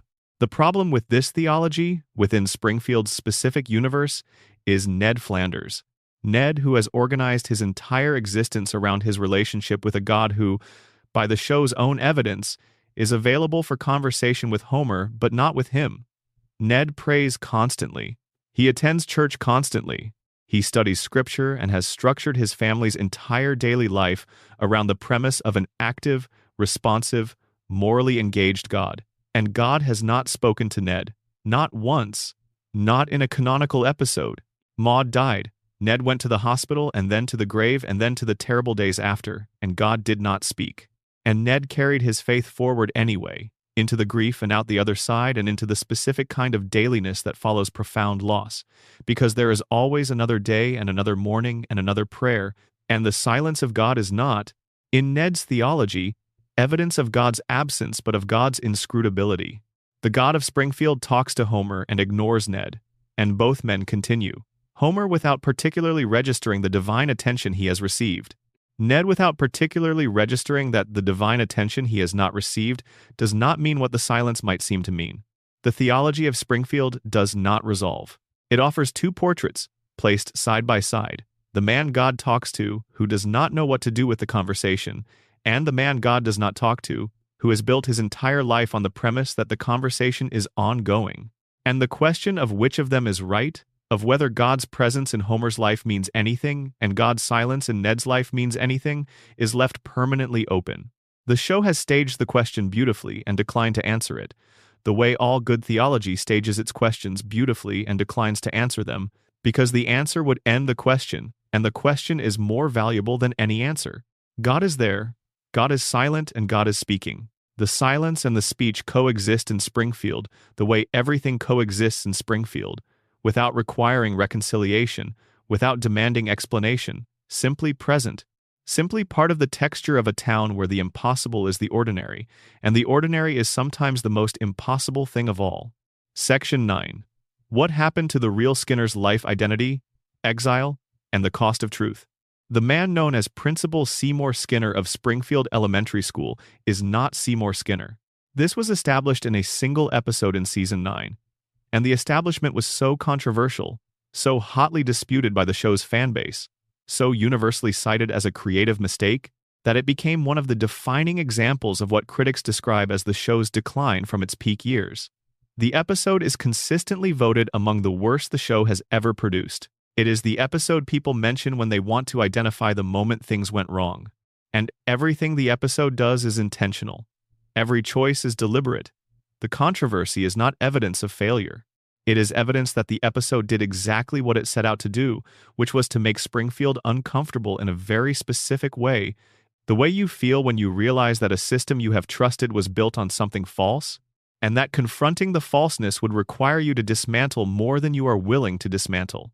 Armin Tamzarian is a name that the Springfield Tamzarian, who became Skinner, had been hiding for 20 years when the real Seymour Skinner walked through the gymnasium doors. The real Skinner, a decorated veteran, a man who had survived a prisoner of war camp in Vietnam and made his way home to find his identity occupied by someone else. His name, his rank, his mother, his community, his entire biographical record in Springfield, everything that would have been his, had been living under a different face and a different past for 20 years. The real Skinner is a hero, by the standards the show has consistently applied to heroism. He served. He was captured. He survived. He came back. The community should receive him as a returned hero. The wrong should be righted. The imposter should face consequences. The story should resolve in favor of truth and justice, and the appropriate acknowledgement of the real man's identity and the real man's suffering. None of this happens. The town votes, the lie wins, the truth is expelled, and it is made illegal to speak the expelled truth's name. The shock of the episode is not really the reveal that Skinner is an imposter. The shock is the town's response to the reveal, because the reveal is just information. Information can be processed. It can be evaluated. It can be integrated into a revised understanding of the person whose history has just changed. Real people, confronting real revelations about real friends and real community figures, process and integrate and adjust. It is uncomfortable, but it is not impossible. What Springfield does is something different from processing. Springfield votes. Springfield holds a legal procedure with a judge and a decree and a formal determination that what happened did not happen, and that the man who is standing in the room with documentation of his real identity is, legally and officially, no longer real. The real Skinner is tied to a railroad car and physically removed from the community, and the legal language of the judge's decree makes it a criminal act to reference, in any form, the truth that has just been so efficiently disposed of. The discomfort of the episode, the thing that makes it one of the most genuinely unsettling in the show's history if you take it seriously rather than as a creative failure, is that the vote is unanimous. Every member of the Springfield community who is present for the decision chooses the comfortable lie over the uncomfortable truth. Not one dissenting vote. Not one person who says, "We cannot do this." Not one person for whom the specific injustice to the real Skinner outweighs the specific convenience of not having to revise their understanding of their principle. This is the thing about Springfield that the episode makes explicit, the thing that other episodes have implied across 36 seasons but never quite said this clearly. The town prefers its comfortable version of reality to the complicated actual version. It will defend the comfortable version with legal force if necessary, and it will expel, physically and permanently, anyone who insists on bringing the actual version back into the community's awareness. The real Skinner is the truth. Springfield tied the truth to a train. Tamzarian is still Skinner. The decree made it so. And the question of what this did to Tamzarian, beyond giving him the legal right to continue being the person he had already been for 20 years, is the question the episode raises and does not fully pursue. He wins, by the surface logic of the resolution. He gets to stay. He gets to keep Agnes. He gets to maintain the life that was built in the borrowed name, which has become, over 20 years, genuinely his own in the ways that matter most. His habits, his memories, his relationships, his sense of himself within the community. The decree does not change any of these things. He was already Skinner in every functional sense. The decree just makes the functional reality legal. But the decree also makes the truth criminal. And Tamzarian knows the truth. He carries it. He is the one person in Springfield who is most aware of exactly what the town voted to suppress, because the truth is the story of his own life. He cannot forget that he is Armin Tamzarian. The decree cannot make him forget. The law can criminalize the speaking of it, but it cannot remove the knowledge. What is it like to live, officially and legally, as a person you are not, in a community that has voted to enforce the fiction? What is the specific psychological texture of existing under a name and a history that you did not originate, in a place that has chosen to make the origination permanently inadmissible? The episode does not follow this question. The show does not return to it in subsequent episodes. Tamzarian as Skinner resumes his principalship, and the floating timeline carries the show forward, and the episode becomes a controversial data point in the fan debates about the show's quality. And the specific inner life of the man who won the town's vote, but carries the truth it voted to suppress, is left permanently unexamined. The real Skinner is on a train. Where does the train go? The episode shows the train leaving. It does not show where it arrives. The real Skinner has been expelled from his own life, from his own name, from the community that was his birthright, and the world beyond Springfield's frame does not exist for the purposes of the show in ways that would allow us to follow him there. He is somewhere outside the town. He has his own name, which is actually his, which is more than Tamzarian can say. He has his service record. He has the specific resilience of a man who has already rebuilt himself once, after the war, after the camp, after the years of displacement, and knows that he can survive displacement again. But he also has the knowledge that a community voted to exclude him from the historical record, voted to criminalize the mention of his existence, voted, unanimously, and with the formal weight of the judicial decree, to prefer a comfortable fiction to the real man standing in the room. Springfield has practice at this. The episode shows you one instance of a thing the show has been depicting for its entire run: the town's preference for the version of reality that is comfortable, and its willingness to defend that preference with whatever institutional force is available. Usually the force is informal, collective amnesia, the social pressure of a community that does not ask certain questions, the gentle weight of a place that wants to stay as it is. In this episode, the force is formal: a judge, a decree, a train, a legal prohibition. The real Skinner is the price of Springfield's comfort. He is the thing that had to be removed for the familiar arrangement to continue. And Tamzarian continues. Behind the desk in the principal's office, in the house on his street, in the relationship with Agnes that has been, whatever else it was, real for 20 years, the specific reality of a relationship that has been maintained and tested, and survived things together, and accumulated the particular intimacy that time and proximity produce. He is Skinner. The decree says so. And the decree is, from Springfield's perspective, the end of the matter. From the actual matter's perspective, the question of who is the real Seymour Skinner, and whether identity is something you find or something you are assigned, and whether 20 years of living a name can make it as real as having been born to it, is permanently open, permanently unanswered, permanently more interesting than the decree that tried to settle it. The truth is on a train somewhere. The lie is at the principal's desk, and Springfield, as always, has arranged things exactly as it prefers them. Section 10. The Simpsons and death. What dying actually means in Springfield. Death in Springfield is not one thing. If you approach it looking for a consistent rule, you will not find one. If you approach it looking for a consistent feeling, you will find several, often present simultaneously in the same episode, and you will begin to understand why the show's relationship with mortality is one of its most honest and most complicated achievements. The Simpsons is a comedy. It has always been a comedy.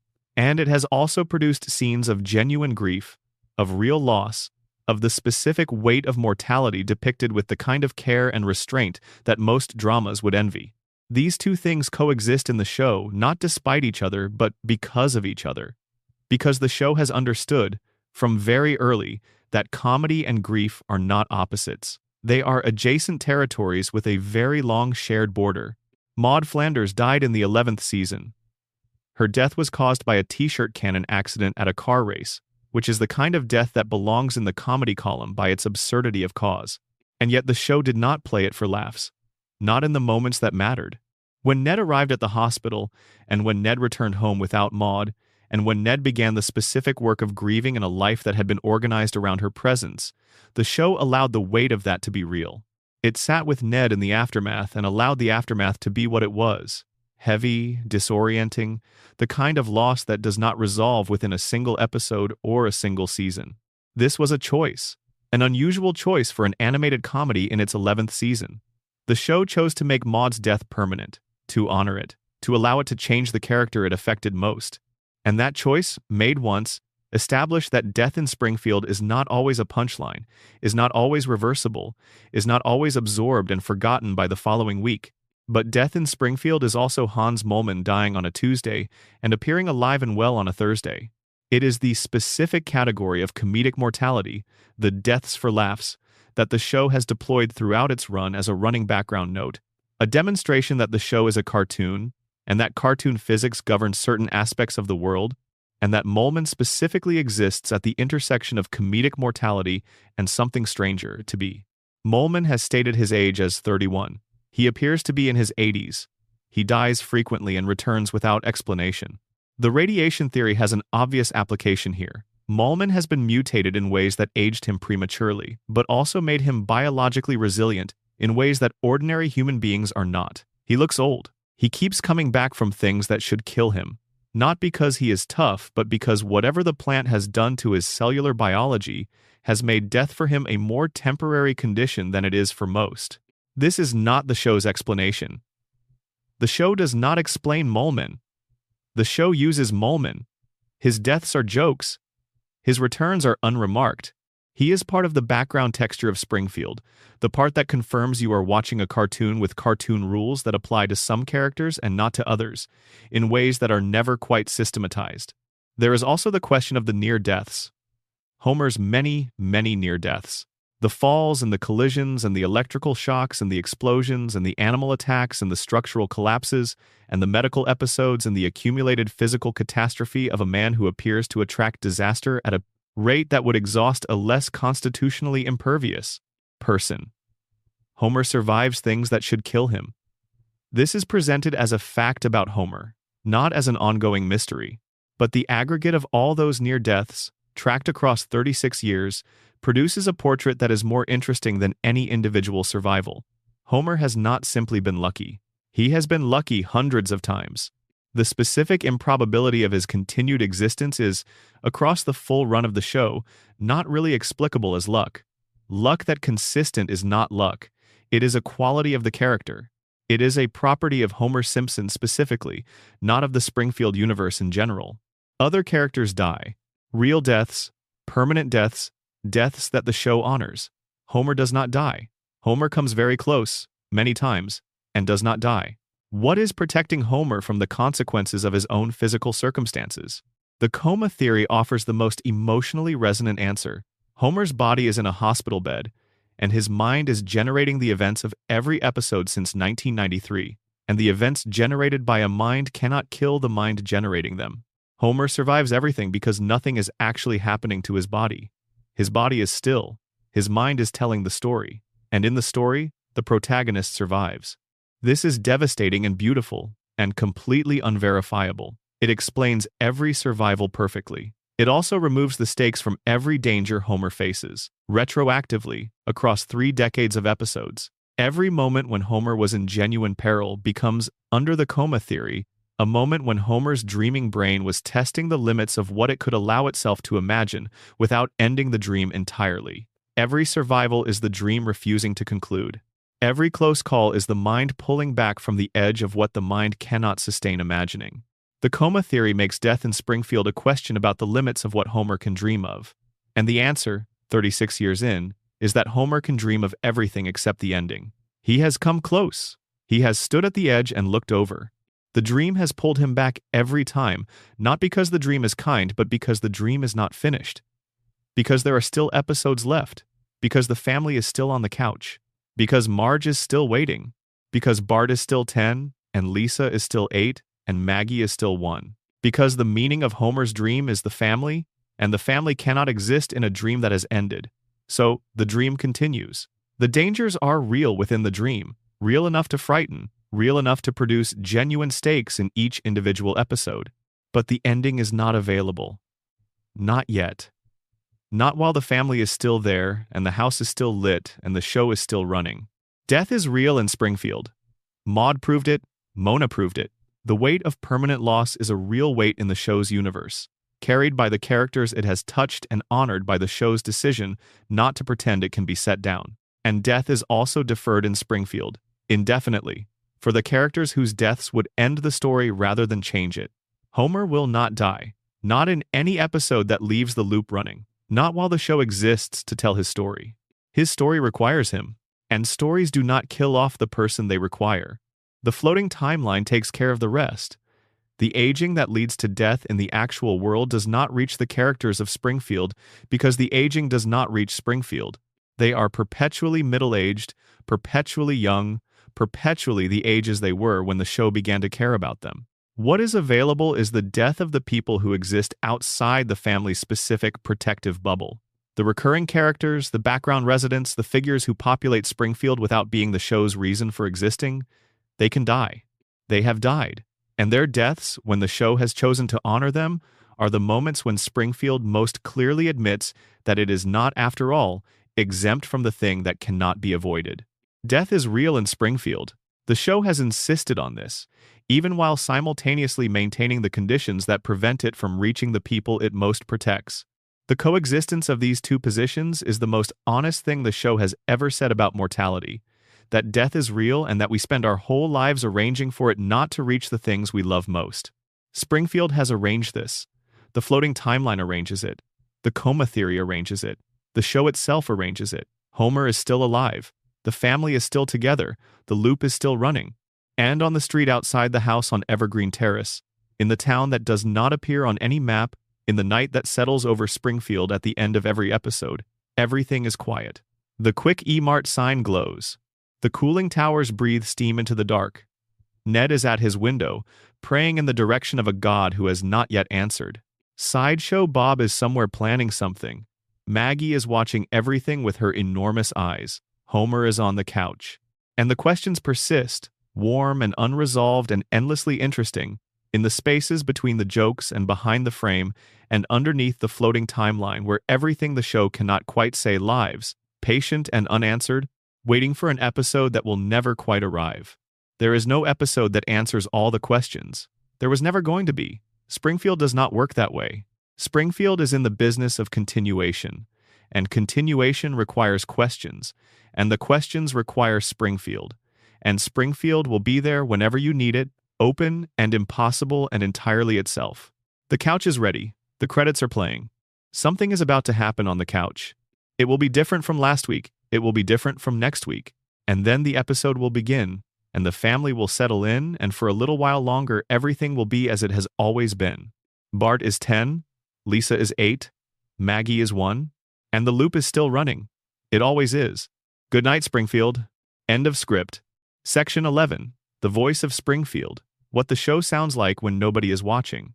There is a specific quality to the sound design of The Simpsons that you do not consciously notice until you have been watching for long enough that the show becomes the texture of the room rather than the object of attention.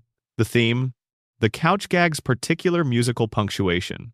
The way the Springfield Elementary bell sounds different from any other cartoon bell you have ever heard, carrying with it something between institutional dread and the specific comfort of routine. The sound of Homer's beer can opening. The sound of Bart's skateboard on pavement. The sound of Marge's worried murmur, which is its own category of sound. Not quite a word and not quite silence. Somewhere in the territory between concern and acceptance. These sounds are a language. The Simpsons has its own sonic language, assembled across 36 seasons, and the language is so thoroughly learned by anyone who has watched the show for a significant portion of their life that the sounds can produce an emotional response without the image. You can hear 8 notes of the theme and something in you responds, something beneath conscious attention, something that learned this show before you learned to analyze it and still carries it in the original form, the form that is not criticism or appreciation but simply recognition. That is Springfield. I know that sound. I have always known that sound. Alf Clausen composed the show's music for nearly 30 years. The sound of The Simpsons during its peak seasons, the sound that lives in the memory of anyone who watched it in the 90s and early 2000s, is substantially the sound of what Clausen built, rebuilt, and refined across hundreds of episodes. His approach was classical in the sense of being orchestral, and attentive to the specific emotional requirement of each scene. And also not classical in the sense of being genuinely comedic, capable of punctuating a joke with exactly the right musical accent, capable of making a visual gag land with 30% more impact through the precise timing of a musical phrase. The music of Springfield is not incidental. It is not wallpaper. It is structural. It tells you when something is funny and when something is not funny, and when something is trying to be funny but is also, underneath the funny, something else. The show has always used its music to signal the presence of that something else. The moments when the score goes quiet, or goes simple, or abandons the comic punctuation and simply accompanies, are the moments the show is asking you to pay a different kind of attention. Alf Clausen was replaced in 2017 after nearly 3 decades with the show. The reasoning offered was the need for a different sound. The fan response was considerable, in the way that changes to beloved institutions always produce considerable response from the people who have grown up with the institution and therefore have a proprietary relationship with the way it sounds and moves and presents itself. The new sound is different, not worse, necessarily, in the absolute sense that would require a comparative measurement, but different in ways that anyone who learned the old sound in childhood will notice without quite being able to specify. The instrumentation is different. The approach to comic punctuation is different. The specific texture of what Springfield sounds like in the 3rd decade of the 21st century is not the same texture as what Springfield sounded like in the 1990s. And this raises a question about the relationship between a show's sound and the experience of the show as a place. Springfield is experienced through a screen and through speakers. The visual style is one of the defining elements of Springfield's reality, and the show's visual style has been discussed and analyzed extensively. But the sonic reality of Springfield, the specific quality of what Springfield sounds like, is equally defining and less discussed. If Springfield is a real place in the imagination of its audience, then it sounds like something. It sounds like Alf Clausen's strings during the couch gag. It sounds like the specific tempo of Danny Elfman's theme. It sounds like the way Homer's voice drops when he is genuinely moved by something, and the comedy falls away for a moment, and you are simply inside Homer's emotional experience, without the buffer of the joke. Dan Castellaneta has voiced Homer Simpson for 36 years. Julie Kavner has voiced Marge. Nancy Cartwright has voiced Bart. Yeardley Smith has voiced Lisa. These voices are so thoroughly associated with these characters that the characters cannot be separated from them in the imagination of anyone who learned the show through these voices. Homer's voice is Dan Castellaneta's voice in the specific configuration of Homer, which is not the same as Dan Castellaneta's regular voice, but is also not entirely separate from it. The distinction between the voice actor and the character they voice is a distinction the audience mostly does not make, and the show mostly does not invite. What does it mean that these characters have been voiced by the same people for 36 years? It means the voices have aged even as the characters have not. The voices have accumulated the specific quality of time passing, the very slight changes in timbre and register and ease that happen to any human voice over 3.5 decades. Homer in the early seasons sounds young. Not dramatically different, not unrecognizably so, but young in the way that all voices are young before they have been put through the particular use of 36 years of continuous work. The characters do not age. The voices that give them life do. The sound of Springfield is subtly different from what it was in 1989, not because the characters have changed, but because the people who make the characters speak have changed. The way all people change, through time and experience and the accumulation of a life. This is the show's most unacknowledged truth about time. The floating timeline prevents the characters from aging. The floating timeline cannot prevent the voices from aging. And the voices are the characters in the most immediate and most human sense. The voice is the first thing a character is, before the image, before the story, before the personality. The voice is the presence. And the presence has aged, subtly and honestly, while the character has remained perpetually fixed. Springfield sounds like something. It has always sounded like something. And what it sounds like is the accumulated history of the specific human beings who have been making it sound like something since the 17th of December 1989, carrying the specific weight of all those years in the very specific and irreplaceable quality of their voices. You can hear it if you listen. You can hear 36 years in the sound of Homer saying something simple. You can hear the time that the floating timeline refuses to acknowledge, present and audible in the voice, in the specific texture of Dan Castellaneta saying Marge in 2024 versus Marge in 1991. The show will not admit this. The characters will not acknowledge it. Springfield is the permanent present. But the voices remember. They carry the years. And the years are in there, if you know what to listen for. Section 12. Marge's blue hair, the question nobody ever actually asked. The hair is blue. It is not dyed blue. It is not a stylistic choice in the sense of a choice made and possibly revised. It is simply blue. The way the sky is blue. The way the ocean is blue. A fact about Marge Simpson that is presented as a fact about Marge Simpson, without further commentary from the show, from the other characters, or from Marge herself. The hair is blue. It is tall.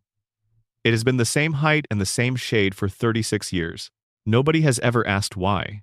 This is, if you actually stop and think about it, remarkable. Springfield is a town where the three-eyed fish was national news, where an alien sighting mobilized the FBI, where a monorail became a civic event and a bear wandered through the residential areas and required a full municipal response.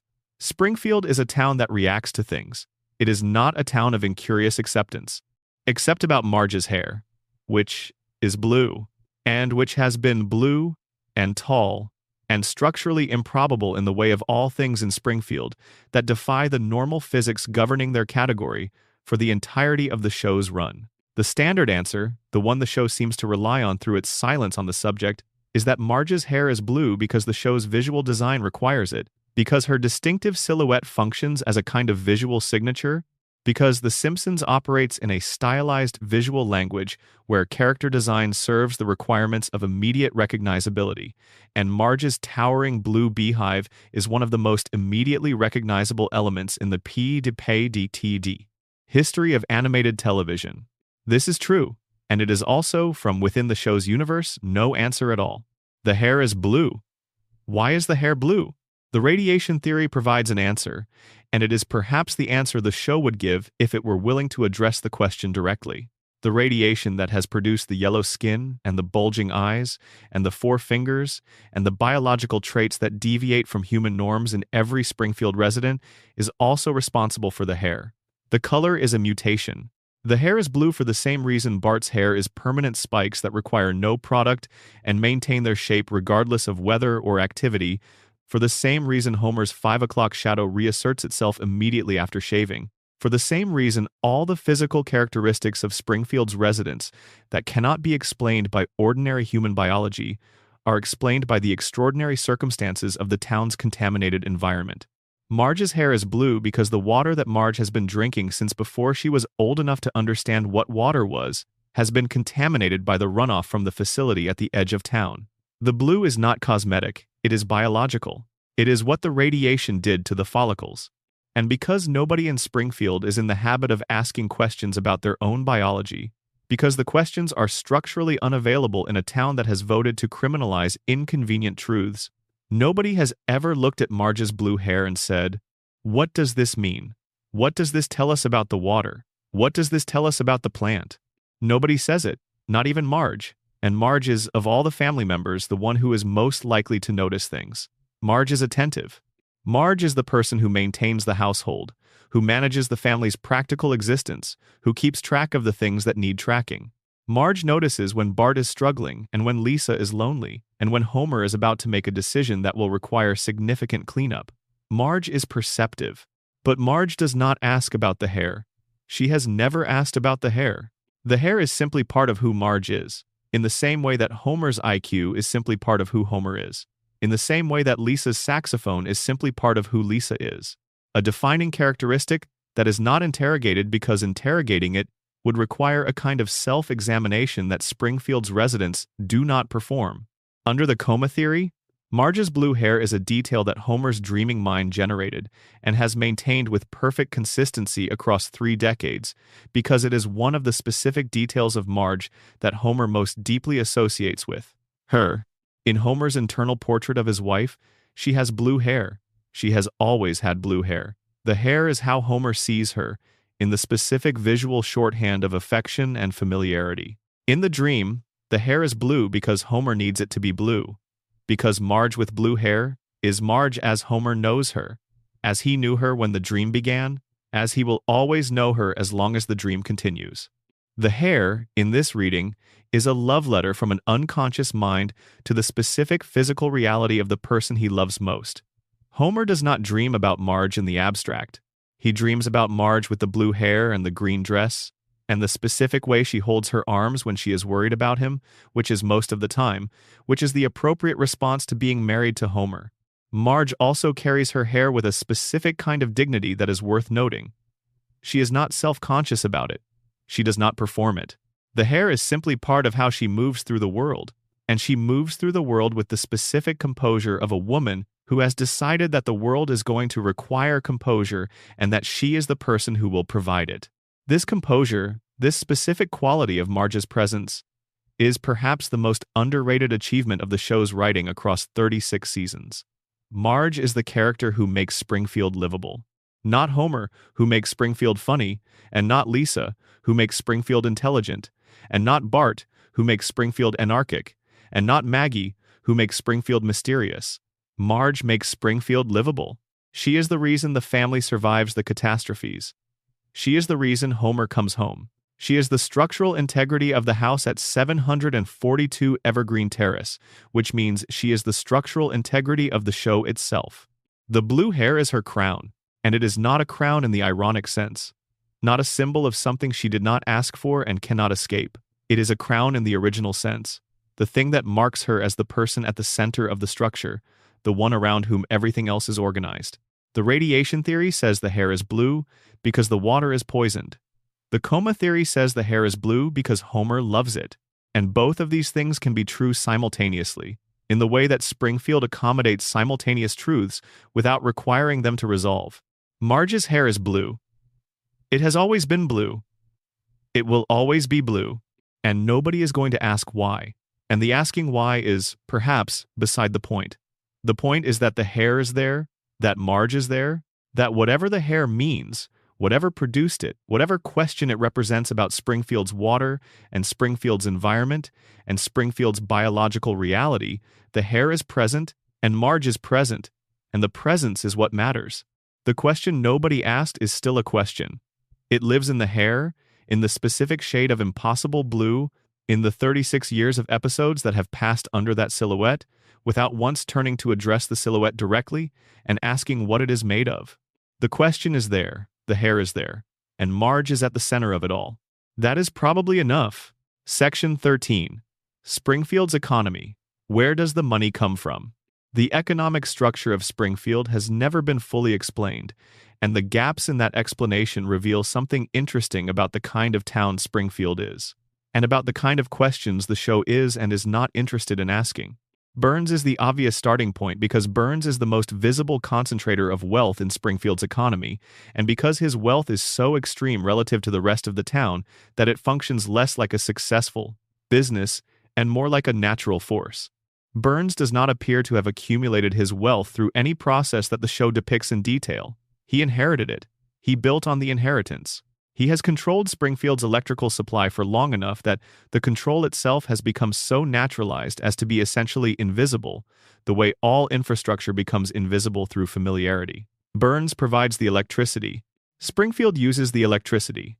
The economic relationship is so fundamental and so long-standing that questioning it would require questioning something more fundamental than a business arrangement. The power plant employs a significant portion of Springfield's working population. Homer works there. Many of Homer's friends and neighbors work there or have worked there. The plant is the town's largest employer, which is itself a situation that economists have a name for, a company town. A town where a single employer or a single industry is so dominant that the economic fate of the community is substantially determined by the fate of that employer. Company towns have a specific historical character in American economic history. They are places where the power relationship between employer and employed is unusually concentrated, where the ordinary competitive pressures that give workers some leverage are absent, and where the employer's relationship with the community extends beyond the economic into the political and the social. Burns is the company town's company. Springfield is his town in the most literal available sense. The electricity comes from his plant. A significant portion of the workforce depends on his payroll. The town's economic viability is substantially tied to the plant's continued operation. And Burns knows this. The show has made clear that Burns knows this, and that he uses this knowledge strategically as a permanent, unspoken background condition of every interaction he has with the town and its governance. The other businesses of Springfield are smaller and more various. Moe's Tavern, the Quick E-Mart, the various shops and restaurants and service establishments that constitute the town's commercial life. These businesses are mostly depicted as struggling, as marginal, as the kind of enterprises that persist through the specific stubbornness of their owners rather than through economic vitality. Moe's is perpetually on the edge of closure. The Quick E-Mart survives through Apu's extraordinary working hours. The Android's Dungeon, the comic book store run by the comic book guy, is a business that does not appear to have enough customers to justify the square footage it occupies. Where does the money in Springfield come from? Beyond the plant? The show suggests that most Springfield residents have jobs, variously specified across episodes, in the various industries that a mid-sized American town would plausibly contain. But the economic texture of the town is one of persistent lower middle-class struggle, the kind of financial precarity that is one unexpected expense away from genuine crisis. Homer works at the plant and earns a salary that is sometimes depicted as adequate and sometimes depicted as insufficient, depending on the episode's requirements.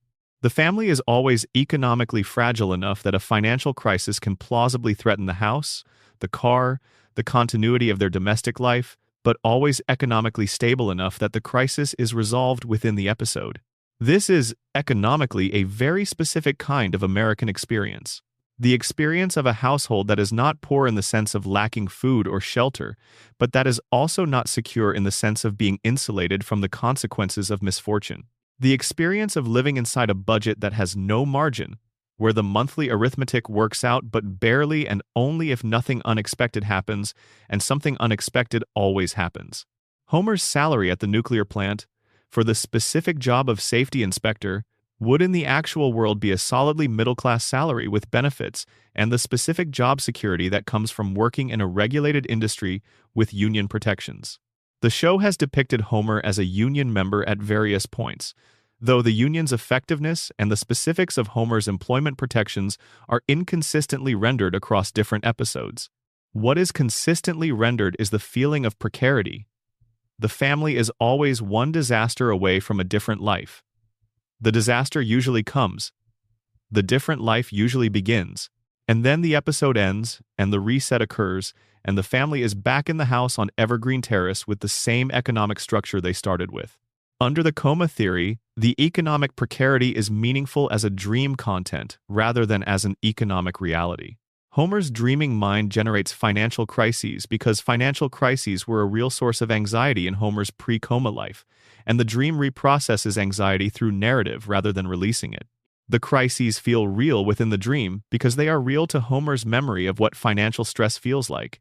The specific tight-chest quality of not having enough and not knowing how to get enough and being responsible for people who depend on you to get enough. The money in Springfield comes from Burns. It comes from the plant. It circulates through the town's various smaller businesses, each of which is taking a cut of the wages that the plant pays its workers, in the classic economic model of a company town.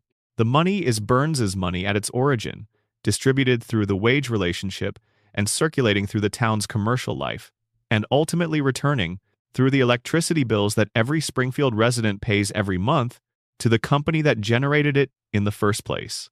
Burns generates the town's income and collects the town's expenditure on its most basic necessity. In a better regulated environment, this would be the kind of market structure that attracts regulatory attention. In Springfield, it is simply how things are. The money comes from Burns, the money returns to Burns. And in between, it does the work of keeping Springfield functional, of paying for the food and the beer and the donuts and the services that make the town a place where people can live their specific Springfield lives. It is, economically, a closed system. Like everything else in Springfield, the loop is not only temporal, it is financial, and Burns is at the center of both. Section 14. The Town Meetings of Springfield Democracy in a Company Town. Springfield holds town meetings. This is one of the show's most consistent recurring structural elements. The gathering of the community in a single space to address a single issue, with Chief Wiggum usually present and usually incompetent, with Mayor Quimby usually present and usually corrupt, with the assembled residents of Springfield arriving with the specific energy of a population that is perpetually aggrieved and perpetually ready to be redirected by the first plausible-sounding voice that addresses their grievance. The town meetings of Springfield are the show's most direct representation of American democratic practice, and they are not flattering. They are also not entirely cynical. The show has enough affection for its characters to depict even the town meeting mob with some warmth as a collection of specific individuals whose specific grievances are often legitimate even when their responses are disproportionate. The people of Springfield are not stupid. They are, as we have discussed, possibly cognitively impaired by environmental contamination, but within the framework of their impairment, they are earnest. They are genuinely trying to address the things that concern them through the available mechanisms of collective decision-making. The available mechanisms of collective decision-making in Springfield are, consistently, inadequate to the problems they are meant to address. Mayor Quimby is corrupt. Chief Wiggum is incompetent. The town's institutional infrastructure is so thoroughly compromised by Burns's influence and the accumulated weight of Springfield's specific kind of institutional dysfunction that the town meetings, which should be the mechanism through which the community governs itself, function primarily as pressure release valves. They provide the appearance of collective agency. They provide the experience of being heard, or at least of shouting in the presence of the people who are theoretically accountable to you. They very rarely produce governance. The most interesting town meetings in the show's history are the ones where the community does actually reach a decision, and the decision is wrong, and the wrongness of the decision is treated by the show with the specific honesty that the show at its best is capable of. The Principal and the Pauper meeting, which we have already discussed, is the most extreme example. But the pattern recurs throughout the show's run. The community assembles. The community deliberates in its specific way, which involves a great deal of shouting and very little listening. The community reaches a decision, and the decision serves the comfort of the community at the expense of whatever person or fact the comfort requires suppressing. This is Springfield's democratic practice. Comfort over truth, convenience over justice, the familiar arrangement over the accurate one. And the town meeting is the place where this preference is made official. Under the framework of what the show is, a satirical depiction of American life, the town meetings are a comment on something real. The show is not making up the tendency of communities to prioritize their own comfort over external accountability. It is observing this tendency, naming it, depicting it with the specific clarity of comedy, which is perhaps the only mode that can make the observation bearable. Real communities do this. Real communities hold real meetings and reach real decisions that serve the comfort of the assembled majority, rather than the justice that a specific individual or a specific fact requires.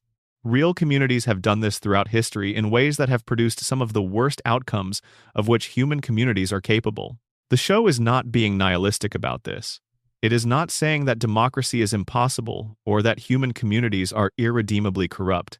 It is saying that communities have a tendency, a consistent and historically observable tendency, toward the arrangement that preserves their existing comfort, and that this tendency requires active resistance from within the community to prevent it from becoming the community's defining principle. Springfield is a community that has not resisted this tendency. Springfield has, instead, formalized it. It has made the preference for comfortable lies into a legal structure, with judges and decrees, and the physical expulsion of those who insist on the uncomfortable truth. The town meeting is where the formalization happens. The town meeting is where Springfield decides, officially and collectively, what its reality is going to be. And the decision, consistently, is whatever is most comfortable, whatever requires the least revision of the existing arrangement, whatever allows the family to stay in the house and Homer to keep his job, and the plant to keep running, and Burns to keep being Burns, and Springfield to keep being Springfield. The loop is maintained in part by the town meeting, by the democratic practice of collectively choosing, again and again, to maintain the loop. This is not an accident. This is the show telling you something about the relationship between democratic forms and democratic substance. The forms can be used in the service of any outcome, including the suppression of the truths the forms are meant to protect. The town meeting of Springfield is a perfect democratic form, producing consistently anti-democratic outcomes, and the show has been depicting this for 36 years without ever quite being accused of being a political critique, because it is also very funny, And because the combination of being very funny and very serious about something is the most effective available camouflage for exactly the kind of critique the show is making. Springfield votes. The comfortable lie wins. The town meeting adjourns. The loop continues. The agenda for next week's meeting is already forming. Someone has a grievance. The grievance is legitimate. The mechanism for addressing it is available. The outcome is predetermined. Springfield will do what it has always done. It will gather, it will deliberate, and it will choose. Section 15. Sideshow Bob's Obsession, a Genius Who Cannot Leave. Robert Underdunk Terwilliger Jr. has a PhD from Yale. He has a speaking voice that several characters have described as beautiful. He has cultivated tastes in music, literature, opera, and architecture that would be at home in the most sophisticated cultural environments in the country. He is, by every conventional measure of intelligence and cultivation, one of the most accomplished characters in the show's history. He has also spent most of his adult life in a cycle of imprisonment, attempted murder, and return to a town he professes to despise, in pursuit of the murder of a 10-year-old boy. The mystery of Sideshow Bob is not why he wants to kill Bart. The mystery, which the show has never fully addressed and which becomes more interesting the longer you sit with it, is why he cannot leave. Bart framed Bob for robbery in the first significant Bob episode. This is the origin of their relationship. Bart, paying attention in a way that most Springfield residents do not, noticed that Krusty the Clown's arrested for robbery story did not quite add up, deduced that Sideshow Bob had committed the crime, and framed his employer, and produced the evidence that put Bob in prison. This is the inciting incident. It is the reason Bob wants Bart dead. The grudge has a logic, but the grudge, which has by this point in the show's history been sustained across dozens of appearances across multiple decades, is operating at a level of intensity that cannot be fully explained by the original injury. Bob has served his time for his original crime. He has been released and re-imprisoned.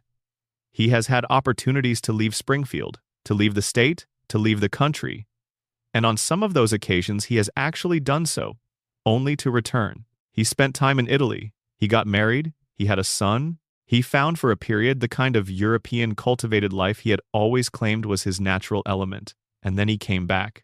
Why does he come back? The most obvious answer is that the show needs him to come back, and this is correct in the production sense but unsatisfying as an answer to the question the show itself raises when it depicts Bob as a person of genuine complexity. If Bob is simply a recurring antagonist who exists to provide a specific kind of Bart in Danger plot, then the question of why he keeps returning is not a question the show is interested in. He comes back because the show asks him to come back. But the show has also depicted Bob as someone with enough interior life to make the question of his return interesting as a psychological question. Why does a man with Bob's intelligence, and Bob's resources, and Bob's demonstrated ability to function in environments far beyond Springfield's cultural register keep returning to a cartoon town to attempt the murder of a specific child? One answer: obsession has its own logic that is independent of and often contrary to the logic of the obsessed person's better qualities. Bob is intelligent. Bob knows that the obsession is destructive. Bob has, in episodes that explore his character with genuine depth, demonstrated the capacity to recognize the absurdity of his own situation. He knows he is spending his considerable gifts on something that the intelligent part of him recognizes as beneath him, and he keeps doing it anyway. Because the obsession is not governed by his intelligence. It is governed by something older and more fundamental than his Yale education, something that lives in the part of him that was injured by Bart's intervention, in a way that his careful cultivation of himself as a refined person cannot quite reach. Another answer, which is darker and which the show has gestured toward without quite committing to: Bob is in love with the struggle, not with Bart specifically. With the specific quality of having an adversary who is his equal in some fundamental way, who sees him clearly, who forces him to be fully what he is, Springfield is boring for someone with Bob's capacities. The town's residents, with the possible exception of Lisa, are not Bob's intellectual equals. They cannot give him the specific quality of opposition that he finds, and can only find, in his ongoing conflict with the Simpsons. In the Tuscany episode, Bob is living what he has always said he wanted: the cultivated European life, the beautiful wife, the son, the escape from Springfield and its limitations. And even there he cannot let it go. He plans the murder. He involves his family. He pursues the obsession even in the context that should have made the obsession unnecessary.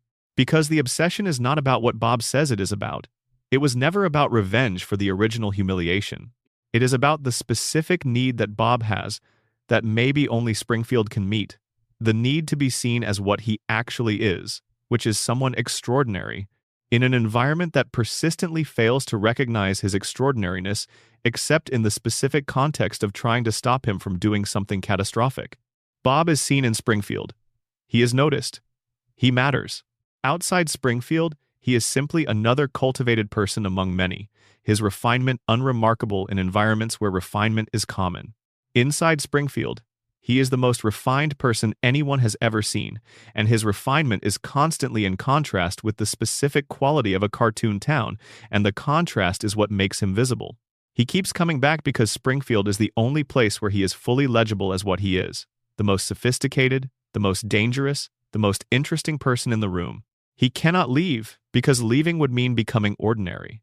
And Robert Underdunk Terwilliger Jr., whatever else he is not ordinary. He has never been ordinary. He will never permit himself to be ordinary. Springfield is his audience, Bart is his antagonist, and the show is their stage. He will be back. He always is. Section 16. The Simpsons abroad: what Springfield looks like from outside. The Simpsons has sent its family outside Springfield many times. To Europe, to Japan, to Australia, to Africa, to Washington, D.C., to New York, to Brazil, to dozens of other domestic and international destinations. The family leaves. The family arrives somewhere else. Things happen there that could not happen in Springfield. The family returns. What is interesting about these travel episodes is not the destinations themselves, but the way the destinations reflect Springfield back at the viewer. When the Simpsons arrive somewhere else, you see Springfield through the contrast. You see what Springfield has that other places do not. You see what other places have that Springfield lacks. And the picture that emerges from these contrasts is a more precise picture of what Springfield actually is than any amount of direct examination of the town itself could provide. Japan is the clearest example because the episode that sends the family there, which is one of the great travel episodes in the show's history, makes the contrast between Springfield's specific character and a radically different cultural context explicit and funny, and occasionally touching. Everything about Japan in that episode is filtered through the Simpsons' experience of it, which means it is filtered through Homer's confusion and Bart's delight and Lisa's earnest engagement and Marge's specific kind of worry, which is the worry of a person who is always responsible for what happens next and is currently in a context where she cannot be sure what will happen next. The family is recognizably themselves in every context. Homer in Japan is Homer. Homer in London is Homer. Homer at the beginning of the universe, which the show has visited in Treehouse of Horror episodes, is Homer. The family carries Springfield with them everywhere they go, in the specific way they interact with everything around them, the way their reactions to new environments reveal the assumptions built into them by the environment they are from. And what the travel episodes reveal about those assumptions is that Springfield has made its residents specifically suited to Springfield and specifically unsuited to everywhere else. Homer in New York is the wrong person for New York. Not in a judgmental sense, not in the sense that Homer is deficient, but in the sense that the skills and tolerances and habits of mind that work in Springfield do not translate. The city moves too fast. The city is too dense. The city has too many people with too many demands and not enough of the specific kind of slack that Springfield provides, the slack that allows Homer to be Homer without the world ending. The best travel episodes are the ones where the displacement reveals something specific and true about the family. The London episode reveals something about Bart and his relationship to history and consequence. The Tokyo episode reveals something about Homer's specific gift for finding connection across cultural barriers, which is the gift of not understanding that barriers exist. The episodes in which the family goes to Washington reveal the specific way that Springfield's relationship to American civic life is simultaneously deeply embedded and completely alienated from the actual mechanisms of national governance. Springfield is America at a specific level of abstraction. It is the average American community, assembled from pieces of every American community that has ever existed, carrying the characteristics of the whole rather than the specific character of any single place. When the Simpsons leave Springfield, They are Americans going out into the world, and the world receives them as Americans, with the specific mixture of familiarity and confusion that the rest of the world has for America, the sense of knowing the type even without knowing these specific individuals. Homer is recognized as an American everywhere he goes. His physical presence, his manner, his relationship to food and comfort, and the specific quality of his confidence in unfamiliar situations, all of it signals American in a way that transcends language or cultural specificity. Homer is the American abroad, and the world responds to him the way the world responds to Americans abroad, which is not always what Homer expects. The return to Springfield is always a return to the specific. The family comes back from the general, from the world that is not Springfield, and re-enters the particular, the specific house, the specific couch, the specific pile of mail, and the specific quality of light in the living room, and the specific smell of whatever Marge is cooking in the kitchen. The world is large. Springfield is small and known, and theirs. The travel episodes are about the size of the world. The return is about the value of what is small and known.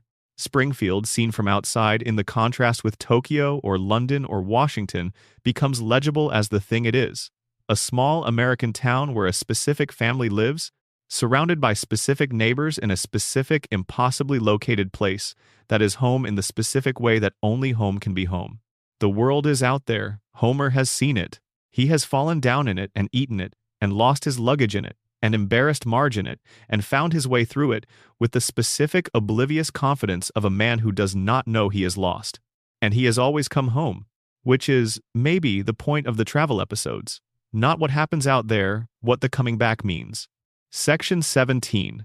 Lisa and the saxophone. The sound that carries the show's grief.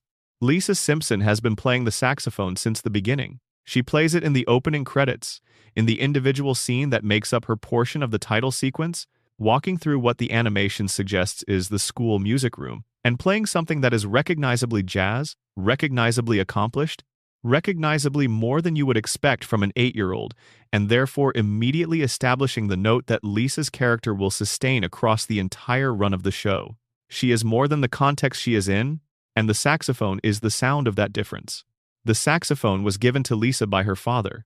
This was depicted in a flashback episode that revealed the specific moment when Homer, perhaps more clearly than at any other moment in his relationship with his daughter, saw who Lisa was and gave her the instrument that would let her be that person in the most direct available way.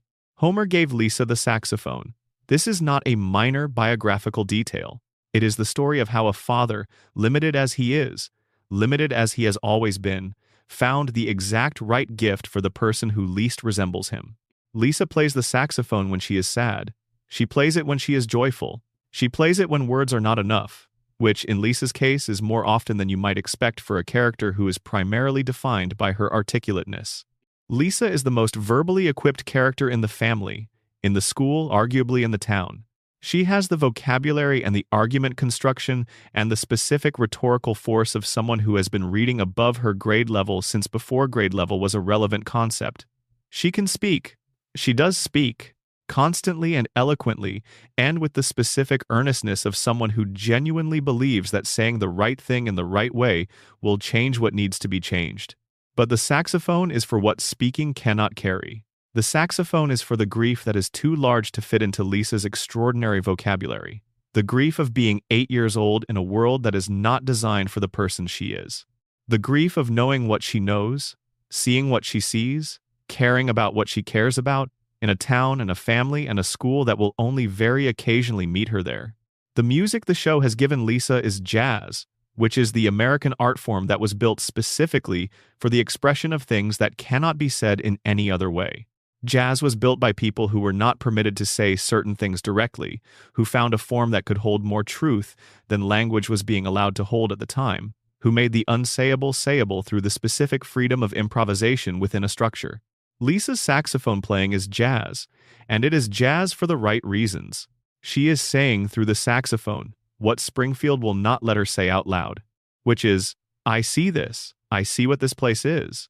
I see the three-eyed fish and the cracked cooling towers, and the way my father's intelligence has been diminished by something he did not choose and cannot control. I see Ned's unanswered prayers, and Maggie's extraordinary intelligence being performed as ordinary helplessness, and the way the town meeting votes, every time, for the comfortable lie. I see all of it. And I am 8 years old and I am staying. Not forever. She will not stay forever. The flash-forward episodes have shown us Lisa leaving, going to college, going to England, growing into the version of herself that Springfield could not fully contain. She leaves.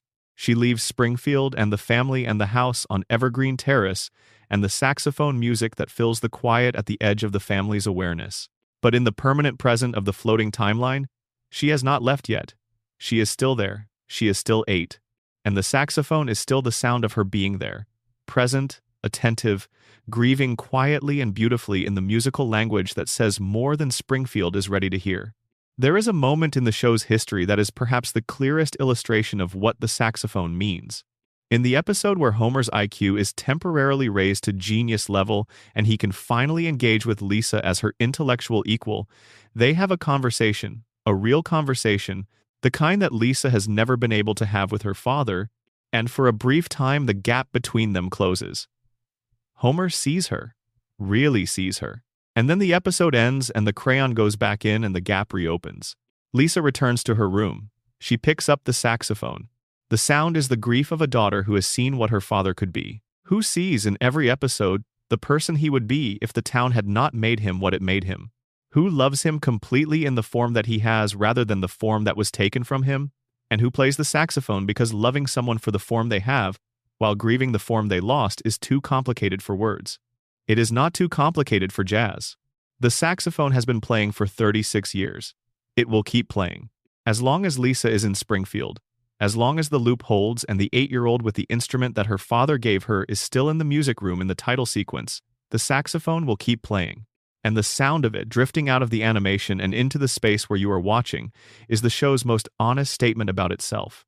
Something beautiful happening inside, something broken, making the beauty more legible precisely because of the brokenness it is inside. That is The Simpsons, at its best and most true. That is Lisa. That is the saxophone. Section 18. Homer at the plant. What work means in Springfield. Homer Simpson has worked at the Springfield nuclear power plant for 36 years. He has held the title of safety inspector for most of that time, though the specific duties associated with the title have been depicted inconsistently, which is perhaps the most realistic thing about the job. Most people, if asked to describe exactly what their job entails, would produce a description that is somewhat inconsistent with what they actually do on a given day. The gap between the job title and the job reality is a universal feature of working life, and Homer's particular version of it is simply more dramatic than most. What Homer does, on any given working day, can be summarized as, he is in the building, he is present, he occupies the chair in Sector 7G, he arrives, usually late, he sometimes naps, he sometimes causes incidents, he sometimes prevents incidents, accidentally and through the specific kind of stumbling competence that is the only kind Homer has access to. He is paid for his presence. Burns, as we have discussed, maintains this arrangement for reasons that are strategic rather than compassionate. But the experience of work for Homer, the specific interior experience of someone who has spent 3.5 decades sitting in the same chair, in the same room, under the same fluorescent lights, while the world continues outside the plant's walls, is something the show has explored with surprising depth across individual episodes that pay close attention to what Homer's relationship to his job actually is.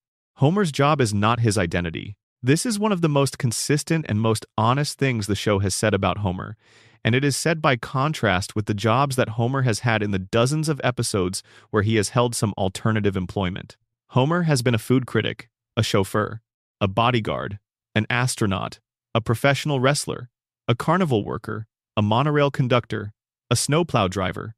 The list of Homer's alternative careers is one of the show's great recurring structural elements, and every item on the list shares the same outcome. Homer excels, briefly, at the thing that is not his normal job, and then the episode ends and he is back in Sector 7G. The alternative careers reveal something about Homer that the regular job obscures.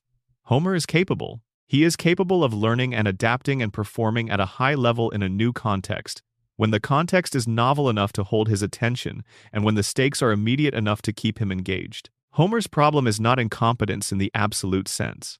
Homer's problem is that Sector 7G has been Homer's context for so long that it no longer holds his attention, and the stakes have become so familiar that they register, for Homer, below the threshold of consequence. This is not unique to Homer. This is what extended employment in any context tends to produce. The normalization of the stakes, the diminishment of what is new, the specific kind of cognitive flattening that comes from doing the same thing in the same place for long enough that the thing and the place no longer register as requiring attention. Most people manage this through the specific kind of professional attention that Homer cannot sustain. Homer does not manage it. He naps. And the plant continues. The reactor hums. The violations accumulate, unaddressed. Sector 7G produces its safety reports, somehow, through whatever dark miracle of administrative paperwork, allows a man who is asleep at his desk to remain officially employed as a safety inspector in a nuclear facility for 3 decades. The work is real. The plant is real, within Springfield's reality. The potential consequences of a safety failure at the plant are real, and have been depicted in various episodes and in the Simpsons movie. Homer's failure to perform his job adequately is a real ongoing situation, with real ongoing implications for the health and safety of Springfield's residents.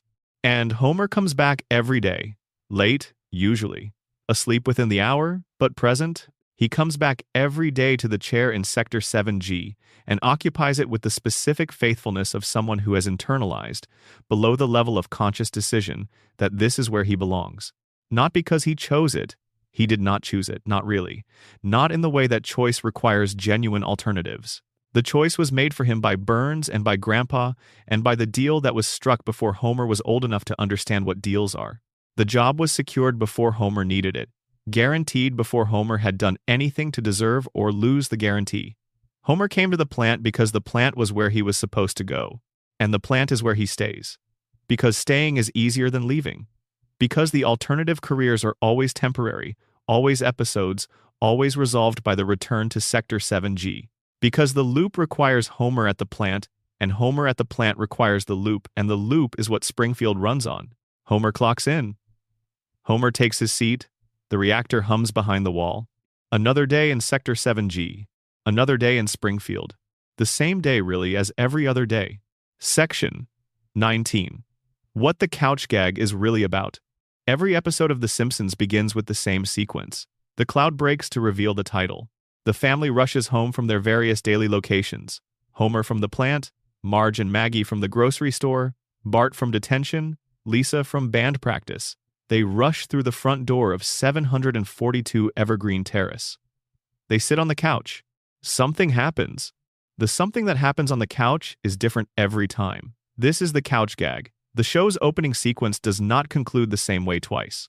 The family reaches the couch, and the couch is gone. Or the family is gone. Or the couch is occupied by someone else. Or the family arrives in a different form. Or the couch is in a different dimension. Or the couch is being used in a context that requires a fundamentally different understanding of what a couch is. The couch gag is one of the most formally inventive recurring elements in the history of television. Over 36 seasons, the show has used it to explore the full range of what animation can do, with a simple premise. Family comes home. Family sits on couch. Except, not quite. Except differently. Except in a way that reveals, through the specific nature of the difference, something about the show's relationship to its own conventions. The most elaborate couch gags have involved outside collaborators, animators, and artists from traditions completely unlike the show's own visual style, who have brought their specific aesthetic to the Springfield living room and the Springfield family. These couch gags are essentially short films, fully realized pieces of animated art that use the couch premise as a launching point for whatever the collaborating artist does with their fullest capacity. The couch gags by Banksy, by Bill Plimpton, by Don Hertzfeldt, by others across the show's run, are among the most formally ambitious things the show has produced, and they are in the opening credits before the episode has properly begun, running at a length that eats significantly into the episode's available time. Why does the show invest this kind of creative energy in a 30-second sequence that technically precedes the episode? Why does the show keep finding new ways to subvert the simple premise of family arriving home and sitting on the couch? Because the couch is the show. Not in a metaphorical sense, not exactly. in the sense that what the couch gag is doing every week for 36 years is demonstrating that the simple act of the family coming home and sitting together is the show's irreducible premise. The thing that can be endlessly varied without ever being abandoned, the thing that survives every possible transformation. No matter what happens in the couch gag, no matter how absurd or surreal or formally extreme, the family arrives at the couch together. They may arrive as different kinds of beings. The couch may be in a different universe. The physics of their arrival may violate every known law of the physical world, but they arrive together at the couch. This is the show's promise, renewed every week in 30 seconds. Whatever happens, the family is together at the couch. Whatever the episode does to them, wherever the episode takes them, they will be here at the beginning, assembled in the living room, present for each other. The coma theory reads the couch gag as the most sincere expression of what Homer's dream is about.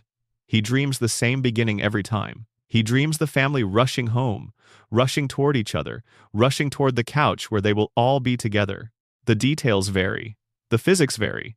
The specific form of the arrival varies. But the arrival happens. Every time. The family is together at the couch. The dream begins. And even if the dream is just a dream, even if the couch is a hospital room, and the living room is a coma, and the family's arrival is the activity of an unconscious mind generating the most persistent and the most comforting image it knows how to generate. The image is this: the family, together, on the couch, home. That is what the couch gag is about. That is what the show has been about for 36 years, dressed in every formal innovation and every stylistic experiment and every surrealist flourish that 30 seconds of opening credits can accommodate. Home, together, on the couch. Simple as that. Complicated as that. Section 20. The last question: why we are still watching. We have been in Springfield for a long time tonight. We have followed the radiation through the water, and the water through the residents, and the residents through their specific impossibilities. We have sat with Homer's coma, and Maggie's silence, and Lisa's saxophone, and Ned's unanswered prayers, and Burns's weekly treatment, and the real Skinner on his train going somewhere outside the frame. We have tried to understand what Springfield is, which means we have tried to understand something about what we are, because Springfield is us, in the way that all good satire is us. Not flattering, not entirely critical, but honest in the specific way of something that has been watching carefully for long enough to see past the surface of things. The last question is the simplest one and the hardest one. Why are we still watching? Not why are we watching The Simpsons specifically, though that is part of it, but why do we do this? As human beings, in general, attach ourselves to fictional worlds and fictional characters and fictional premises, and return to them week after week, year after year, for decades at a time, investing in the ongoing existence of people who do not exist and a place that is not a place? The standard answer is that fiction allows us to explore experience at a safe distance, that we can feel the things that the characters feel without the actual consequences of feeling those things in our own lives. That Homer's grief over his mother is our grief over our own specific losses, transmitted through a version that is filtered and buffered by the knowledge that it is a cartoon, that it is Homer, that we can turn it off if it becomes too much. This is true, and it is also not quite the whole truth, because the safe distance explanation implies that the investment is primarily a kind of risk management, a way of getting the experience without the cost. And anyone who has sat on a couch and cried at a specific Simpsons scene, at Homer's mother dying, or at Homer seeing the future Lisa, or at the specific moment when Homer tells Marge that their wedding song was playing at the end of a very bad day and asks her to dance, knows that the distance is not quite safe. The feeling is real. The tears are real. Something is happening in the experience of watching that goes beyond the management of emotional risk. What is happening is that the characters have become, through the accumulation of all those hours and all those episodes and all those scenes, genuinely beloved. Not in the way that you love a real person, not with the specific fullness and weight of a relationship that is reciprocal and developing and subject to the changes that real relationships are subject to, but in the way that you love something that has been a constant in your life, that has been there across the years and the changes and the accumulation of the specific weight of your own life's experience. The Simpsons has been there. For everyone who has watched it for any significant portion of their life, the show has been there during the years when things were other things. When you were younger and the show seemed simply funny, before you were old enough to understand why it was also sad.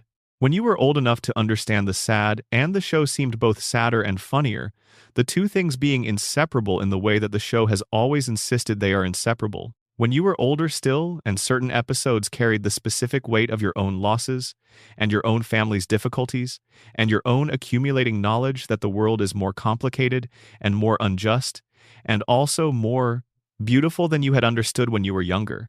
The show has been there through all of this. Bart has been 10. Lisa has been 8. Homer has been on the couch. The why of still watching is partly the why of returning to anything that has accompanied you across a significant portion of your life. The why of a song that you first heard at a specific age and that now carries that age with it wherever it goes, playing the song and playing the memory simultaneously. The why of a book you return to every few years and find different because you are different. Though the words are the same, the show is the same. You are different. And the difference in your encounter with the same show, the way the same episodes hit differently at 30 than they did at 15, is part of what the return gives you. But there is something specific to The Simpsons, something that distinguishes the return to this show from the return to other beloved cultural objects, and it is this: the show is still there, still producing. Still, every week or every season, generating new Springfield, new episodes, new attempts at the combination of funny and sad and honest that the show does better than anything else in the history of the medium. The show has not ended. It has not concluded. It has not given you the specific kind of closure that ending provides. Springfield is still there, on the other side of the television, exactly as you left it. Homer is still on the couch. The family is still together. The loop is still running. This is both the source of the most common complaint about the show, that it has gone on too long, that it should have ended when it was at its peak, that the later seasons are a diminishment of what the earlier seasons were, and also the source of the specific comfort that only a still-running show can provide. It is still there. Springfield is still there. The family you have been watching for 36 years, or 20 years, or 10 years, or however long, is still assembled at 742 Evergreen Terrace. The fight between Homer and Marge has been resolved, or will be resolved, or has revealed something new about who they are to each other. Lisa is still playing the saxophone. Bart is still 10. Maggie is still watching, and the show is still running, and the loop is still floating, and Springfield is still impossible and beautiful and broken and honest and funny and sad and everything that the best things are, all at once, without requiring you to choose. That is why we are still watching. Because it is still there. Because it is still Springfield. And we know where Springfield is, even if it doesn't appear on any map. It is wherever you are when you turn on the television and wait for the clouds to part, and the music to start, and the family to rush home from their various days toward the couch where they will be together. That is where Springfield is. That is where it has always been. Right there, waiting for you. This has been Springfield. All of it. Every yellow face and every blue hair and every impossible survival and every reset and every unanswered question. Every theory and every mystery and every moment when the show said something true about being human in a way that made you laugh and made you feel it at the same time. The questions remain open. They were always going to remain open. That is the nature of a show that does not end, told about a family that does not age, set in a town that does not appear on any map. Good night. Sleep well. Springfield will be here in the morning. It always is. Section 21. The retirement castle where Springfield puts its past. There is a building at the edge of Springfield that the show visits regularly and rarely lingers in. The Springfield Retirement Castle is where the town's elderly residents live, separated from the active community by age and by the specific logic of a culture that has found it easier to gather its old people in a single, dedicated facility than to integrate them into the daily texture of town life. Grandpa Simpson lives there. His friends live there. The residents of the retirement castle live there. The retirement castle is not a cheerful place in the specific way that it is not. It is clean or appears clean. It is staffed or appears staffed. Its residents are alive, which is the minimum requirement, and are fed and housed and provided with a schedule of activities that constitutes, from the outside, the appearance of a life being lived in organized dignity. But Grandpa is not happy there. The show has been clear about this. In the specific way, the show is clear about things it would prefer not to be too obvious about. Through accumulation, through the specific texture of Grandpa's existence in the facility, through the things he says when he is speaking directly to the audience, through his rambling, which is simultaneously the rambling of a very old man and the most lucid available description of what it is like to have lived a long life, to find yourself in a facility at the edge of a town that is no longer quite sure what to do with you. Grandpa served. He was in the war. He married. He had a son, which he then delivered to a nuclear power plant and largely left there. He has stories, hundreds of them, unasked-for stories that he tells to anyone nearby, because the stories are the inventory of a life that is now primarily in the past, and the telling is the only available way to keep it present. Springfield does not ask for the stories. The show knows this. The show has made the specific comedy of Grandpa's unrequested storytelling into a recurring element, and the comedy is real, and underneath the comedy is something that is not comedy. The specific isolation of a very old man whose life's accumulation is of interest to nobody in the active world around him. Homer visits. Sometimes, the visits are depicted with the specific quality of visits paid by someone who loves the person they are visiting and is also unable to be in the facility for very long without feeling the weight of what the facility represents. Homer does not articulate this weight. Homer does not, in general, articulate complex emotional responses to complex emotional situations. But the brief quality of his visits, the way the show cuts from Homer arriving to Homer leaving without spending much time in the middle, suggests that being at the retirement castle is difficult for Homer in ways that Homer cannot name. This is, among other things, a comment on the relationship between Homer's generation and Grandpa's. Grandpa was not a present father.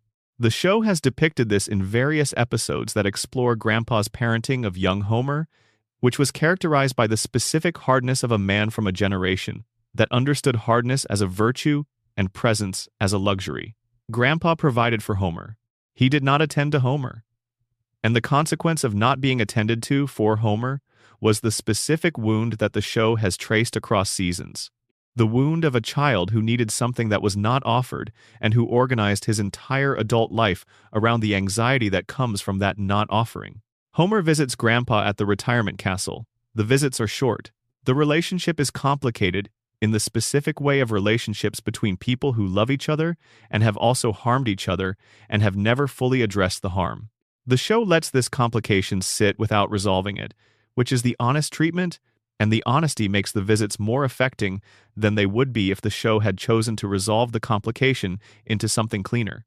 The retirement castle is where Springfield's past lives. Grandpa remembers things that happened before the show began. He was young when the town was young, or at least when the town was different, when Burns's empire was new enough to still be visibly an empire rather than simply the texture of the world. Grandpa has watched Springfield become what it is. He is one of the few residents with enough personal history in the town to have a longitudinal view of the changes. And he tells no one. Not because he is hiding what he knows, but because no one asks. The stories come out sideways, embedded in rambles that are dismissed before they land. The history of Springfield is in Grandpa's memory, and Grandpa is at the retirement castle, and nobody is making the trip to sit with him long enough to receive it. The history is lost the way all unrecorded history is lost, through the failure of transmission, the gap between the person who holds the knowledge and the next generation who will need it. By the time anyone in Springfield is curious enough about their own past to go ask Grandpa what he remembers, Grandpa will have passed what he holds to whatever comes next, and the knowledge will go with him. This is, under the radiation theory, particularly pointed. A population with compromised memory and cognitive function is a population with a structurally impaired relationship to its own history. They cannot hold the past. They cannot transmit it. They cannot use it to understand what is happening to them in the present. The retirement castle is, in this reading, the place where whatever functional memory the town has left goes to be quarantined, gathered into a facility at the edge of town where it is not quite available to the community that would need it to understand itself. Grandpa knows things. Grandpa is at the retirement castle. Springfield continues without him, without what he knows, making the same decisions and the same mistakes in the same town, because it has no access to the history that would let it see the pattern. That is where Springfield puts its past, in a facility at the edge of town where it cannot disturb the permanent present. Section 22. The night Springfield went dark. Burns and the sun. There is a moment in the show's history that is, When you consider it fully, the most audacious thing a villain has done in American television. Not the most violent, not the most financially consequential. The most audacious, in the specific sense of requiring a level of personal ambition that most human beings, including most cartoon villains, would find difficult to sustain without the support of a very specific kind of pathological confidence. Mr. Burns blocked out the sun. He built a device, a giant mechanical disc, that could be positioned to prevent sunlight from reaching Springfield. His purpose was commercial. Without sunlight, crops would fail, solar power would be unavailable, and every Springfield resident would be entirely dependent on the electricity generated by his nuclear power plant. He would have a monopoly not just on the town's electrical supply, but on the town's access to the conditions necessary for biological survival. He would own the sun for Springfield's purposes. The sun would be available at his discretion. This is not a minor ambition. This is not a villainous plan that is limited in scope. This is a plan to remove a celestial body from the daily experience of an entire community, to interpose a human-made object between a town and the star that makes its food grow, and its seasons change and its life possible. To do this for commercial gain, and to be willing to do it despite knowing the consequences for every living organism in the affected area. Burns tried to do this. The plan was discovered. The episode is one of the show's most famous, the season 6 finale that led into the Who Shot Mr. Burns summer of 1995. The disc was not successfully deployed. Burns was shot before the plan could be fully implemented. The sun was not permanently blocked, but he tried. He had the technology. He had the intention. He had the specific kind of confidence in his own right to do whatever his resources allowed him to do. That characterizes Burns in every episode, but which in this one, more than any other, reached its logical extreme. Burns decided to take the sun. He built the thing to take the sun, and he was stopped not by institutional accountability, not by regulatory intervention, not by the mechanisms that a functional civic society uses to prevent its most powerful members from doing catastrophic harm. He was stopped by a bullet from a gun that fell out of his own holster. The gun that stopped Burns was his own gun. The person who stopped him was the least powerful person in Springfield, an infant who could not yet speak. The most powerful man in town was stopped by a baby with his own weapon.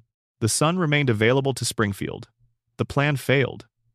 The episode ended and the summer passed, and Burns was identified, and the loop continued. But he tried. In a show that has been depicting Burns as a villain for 36 years, the sun-blocking plan is the most visible demonstration of what Burns's villainy actually means at its extreme. It is not about money, not ultimately.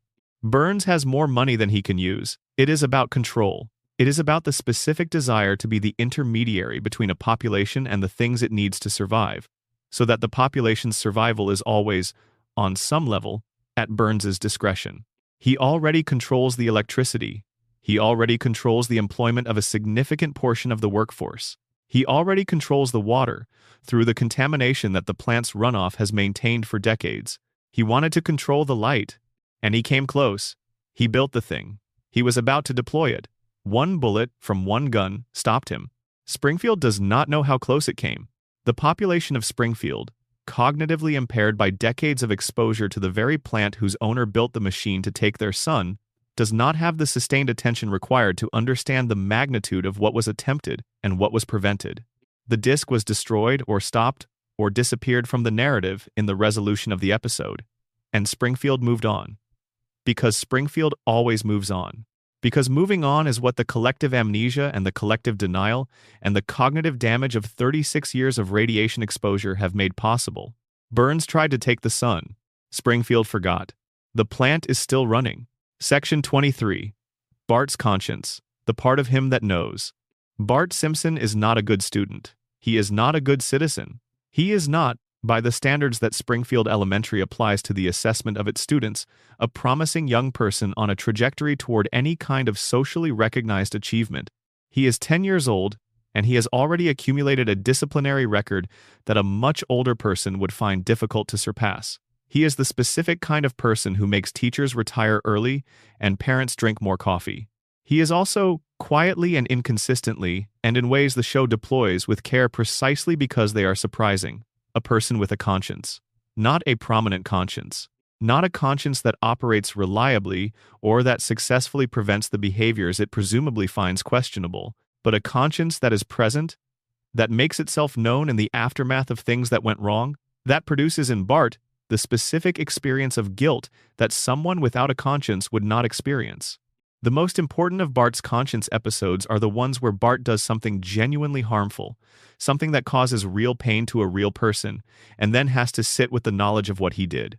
These episodes are different from the episodes where Bart's pranks produce consequences that are primarily comedic, primarily inconvenient, primarily things that reset without leaving marks. The conscience episodes involve marks.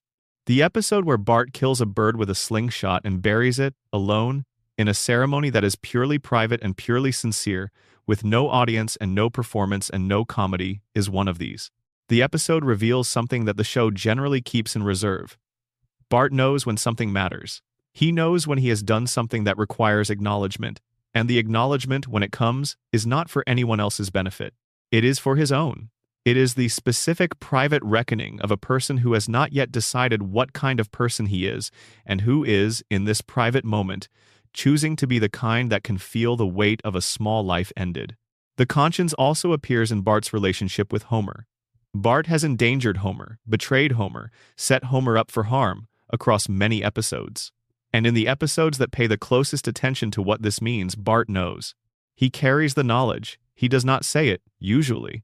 Bart is not good at saying the things he knows, but the knowledge is there, visible in the moments when the comedy stops, and the show simply shows you two people on opposite sides of a bond that is more complicated than either of them can articulate. Homer and Bart's relationship is one of the show's central emotional subjects. It is the relationship between a father who did not have a father in any meaningful sense, and a son who has a father who is failing him in specific but also genuine ways. Homer strangling Bart is the show's recurring visual shorthand for this relationship, which is comedy and also something else. The specific inadequacy of Homer's love, which is real, and which expresses itself in ways that are insufficient to the son who is receiving it. Bart knows this too. He knows his father is insufficient. He knows it in the specific way that children know things about their parents before they have the language to say what they know, through the texture of the relationship, through the gap between what the relationship gives and what a relationship should give, through the specific experience of being loved inadequately by someone who loves you as well as they know how. The conscience is the part of Bart that holds this knowledge without turning it into resentment. Not successfully, not always. Bart has episodes of resentment. Bart has moments of genuine anger toward his father that the show depicts with the specific honesty of a show that is willing to look at family dysfunction without requiring it to resolve cleanly. But the conscience is also there, holding the knowledge and the love together, refusing to let the resentment become the whole story. Bart will be 10 years old forever, in the permanent present of the floating timeline. He will never get to be the person he might have been at 15, at 20, at 30. He will never have the experiences that would test and develop and complicate the conscience that the show has quietly built into him across all these years of mischief and consequence and private reckoning. But the conscience is there. It is there at 10. It is there behind every prank and every detention and every moment when Bart looks at the result of what he has done and feels, quietly and without audience, the specific weight of having done it. It will be there at 10 forever. And that, maybe, is enough. That the conscience exists, that it is real, that it is part of who Bart Simpson is, underneath the skateboard and the pranks and the record and the detention slips. That is enough. Section 24. The Library of Springfield. What the town reads.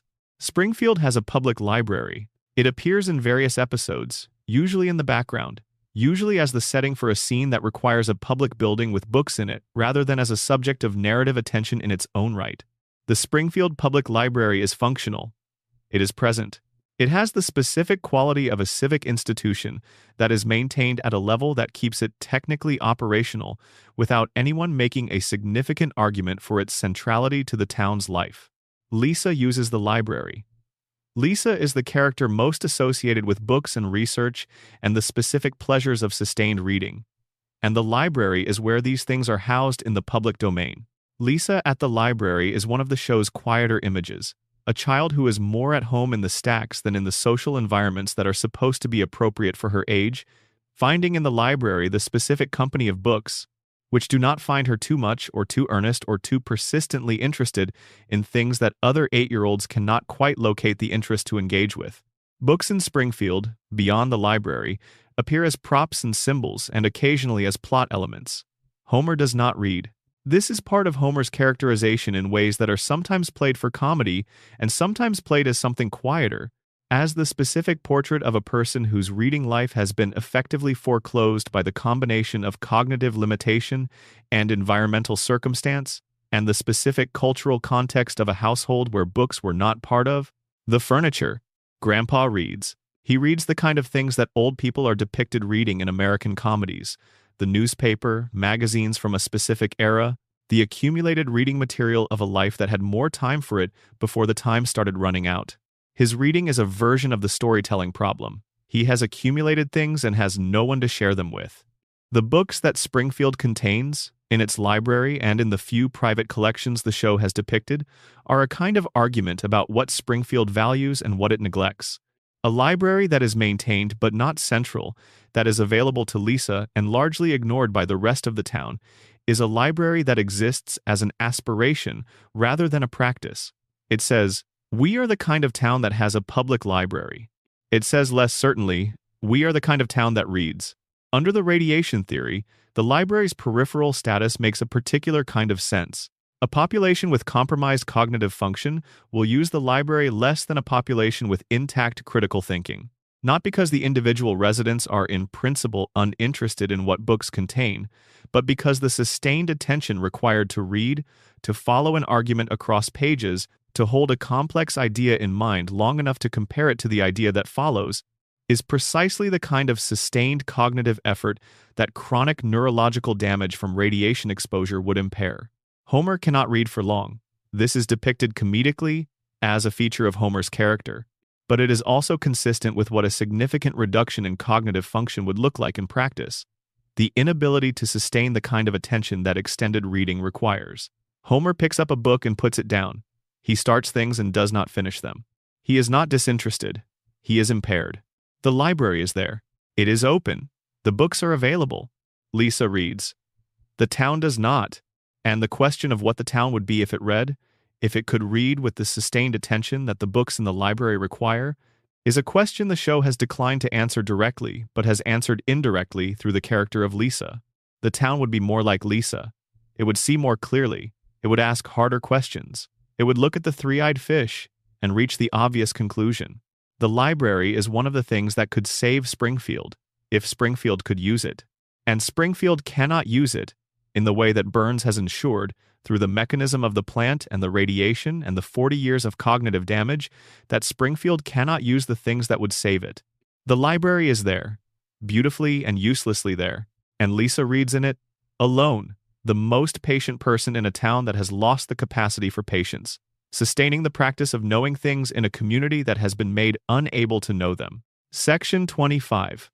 The long goodbye: why the show keeps saying farewell. Every episode of The Simpsons ends.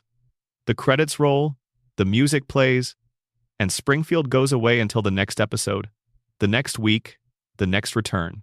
This ending, this specific moment of the show concluding for the week, has a different quality in the 36th season than it had in the first. In the first season, the end of an episode was an interruption, a pause in a show that was new and exciting and uncertain about its own future, that had not yet become what it was going to become, that was still discovering the nature of the world it was building. The end felt temporary because the beginning was so recent. In the 36th season, the end of an episode carries 36 years of previous endings in it. It carries all the times you have watched and then stopped watching and then come back. All the episodes you remember clearly, and the episodes you have half forgotten, and the episodes that exist only as a specific image or a specific line of dialogue, detached from the episode it came from, but still present in you somewhere, in the part of you that learned this show before you were old enough to be critical about it. The show has said farewell, in this sense, thousands of times. 800 episodes worth of farewells, each one followed by a return, each return generating another episode and another farewell. The loop of conclusion and continuation that is the structural reality of a long-running episodic television show. But the show has also contemplated its own ending, not in every episode, not as a primary concern, but in the specific moments when the show's self-awareness, which is very high, generates material that is about what it means to be a show that has been running this long. The meta episodes, the episodes that break the fourth wall or that treat the show's own existence as part of its subject matter, are partly about Springfield and partly about the experience of still being here, still running, still generating episodes in a television landscape that barely resembles the one the show began in. The show began in the era of 3 broadcast networks and appointment television and the VCR as the most sophisticated available technology for managing your relationship with the schedule. It continues in the era of streaming and on-demand and a television landscape so fragmented and so vast that the concept of a show that everyone is watching at the same time has become essentially historical. The Simpsons was one of the last shows to exist in the genuine sense of appointment television. The Sunday night at 8 experience, the specific social fact of a large number of people watching the same thing at the same time and then talking about it on Monday morning. That era has ended. The show continues. In a different media landscape, to a different audience, generated by a production infrastructure that has persisted long past the moment when the specific conditions that made the show what it was at its peak have changed. The show keeps saying goodbye because it has been saying goodbye for 36 years and has not yet found the final one. It will find it eventually. Every show does. The floating timeline will stop floating. The characters will be freed from their permanent present, though the form of that freedom is uncertain. Will it be an ending, a conclusion, a finale that gives Springfield and the family the specific dignity of a chosen last episode? Or will it simply stop, the way things stop, without ceremony, without the opportunity for a proper farewell? These are questions the show has not answered and cannot answer in advance. The ending, when it comes, will be what it is. It will say what it says. And everything that has come before it, all 36 years and 800 episodes, and the accumulated weight of all those Sunday nights will be in the ending with it. Springfield has been saying goodbye every week for 36 years, and every week Springfield has come back. Until it doesn't, until the final credits roll and Springfield stays gone, in the specific way of things that have concluded. Still there, still available, still present in the episodes that remain and in the memory of everyone who watched them, but no longer generating new episodes, no longer adding to the record, no longer able to surprise you with what it does next. That ending is coming. The show does not know when. We do not know when. But until it comes, the loop continues. Springfield returns every week. The family settles into the couch. The episode begins. And the long goodbye that the show has been performing since its first season, the gentle, sustained farewell of a show that has always known it would eventually end, and has been saying so in the language of its best episodes for 36 years, continues. Until it doesn't. Until Springfield is still, and we have to say goodbye for the last time. Not yet, though. Not tonight. Tonight, Springfield is still there. Section 26. The Three-Eyed Fish, What It Started and Where It Led. We began this long night in Springfield with the question of the nuclear plant and the contamination theory, and we return now to the image that started it all. Blinky, the three-eyed fish, pulled from a river near the power plant in the show's second season, becoming briefly famous, becoming a campaign issue, becoming the thing that a gubernatorial candidate used to argue that Burns was poisoning the environment. Burns ate the fish on television. The candidate lost. The fish was forgotten. And yet Blinky remains, across all the years and all the episodes, the clearest available image of what the radiation theory argues has been happening in Springfield since before the show began. It is not a metaphor. Within the show's universe, Blinky is a real fish with a real third eye, and the third eye was produced by something real that happened in the water that Blinky lived in. The third eye is a mutation. The mutation was caused by something. That something is in the water. The water is in Springfield. The gubernatorial candidate's argument was correct. Burns is poisoning the environment. The evidence was swimming in a tank on a stage, and the town watched and shrugged and voted, and the plant continued, and the fish was forgotten. Blinky is the moment when Springfield had the clearest possible evidence of what was happening to it, presented in the most accessible and most emotionally legible possible form, a creature so obviously and visibly altered by its environment that the alteration required no scientific expertise to recognize and failed to act on it. This failure is the show's most important statement, not the contamination itself, which is the premise. the failure to act on the clearest possible evidence of the contamination, which is the condition. Springfield saw Blinky. Springfield saw what Blinky meant. Springfield ate the fish and moved on. Under the radiation theory, this is the moment that explains everything that follows. The town's inability to act on the evidence of Blinky is not a moral failure, not a simple collective choice to prioritize convenience over health. It is a symptom of exactly what the evidence was pointing to. The same contamination that produced Blinky's third eye has been working on the residents' ability to reason about what the third eye represents. The population cannot reason clearly about the contamination because the contamination has impaired their capacity to reason clearly. The evidence points to the cause of the inability to act on the evidence. The loop is closed. Blinky was there from the second season. The show knew what it was doing when it put Blinky there, not necessarily in the specific sense of a writer's room that had planned the radiation arc 30 years in advance, but in the structural sense of a show that understood, from early, that it was building a picture of a community poisoned by its own infrastructure, and that the most honest way to show that picture was to put the evidence in the water and have the community look at it and look away. Springfield looked at Blinky and looked away. And we watched Springfield look at Blinky and look away, and we found it funny, because the show gave it to us in the specific form that makes truth bearable, which is comedy. And the fish swam in its tank, and the candidate lost, and Burns ate the fish, and the town moved on. And here we are, 30 years after Blinky, still in Springfield, still watching the water, still wondering if anyone is going to ask the question that Blinky has been asking since the second season. What is in this water? What is it doing to us? The fish knew. The fish still knows. Nobody is asking the fish. And so, we come, at last, to the end of tonight's visit to Springfield. We have walked the whole length of it, from the cooling towers to the retirement castle, from the library to the quickie mart, from the town meeting hall to the room where God spoke to Homer and stayed silent for Ned. We have asked the questions. The questions do not have answers, or the answers are in the questions, or the questions are themselves the most valuable thing available in a town that has made it illegal to speak certain truths. Springfield is there. It has always been there. It will be there when you wake up. The couch is ready. The family is home. The loop is running. Sleep well.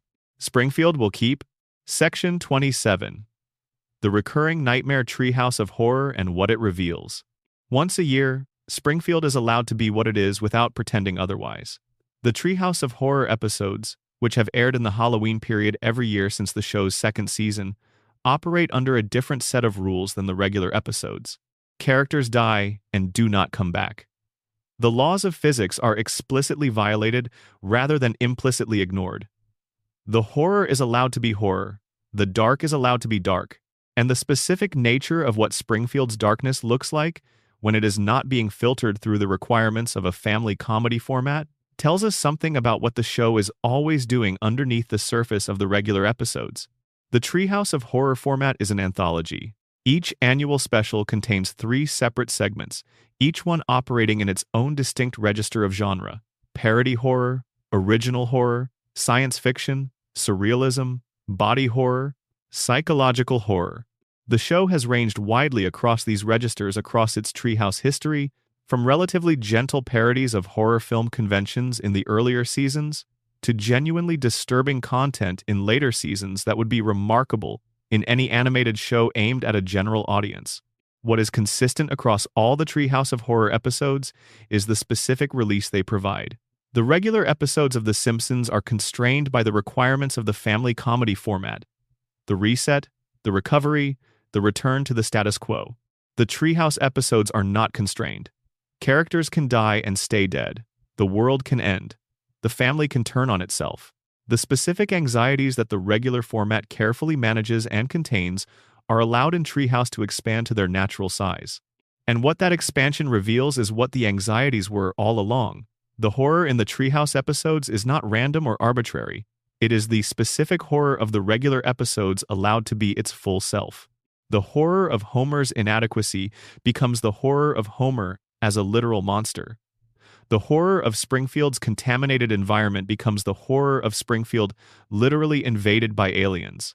The horror of the town's collective denial becomes the horror of a town that literally cannot stop repeating itself, caught in a loop, unable to break free. The Treehouse format is the show telling you what it would look like if the metaphors were literal. if the radiation were monsters, if the coma were death, if the collective amnesia were a supernatural force. The horror is the truth of the regular episodes, amplified and unmediated by the regular format's requirements.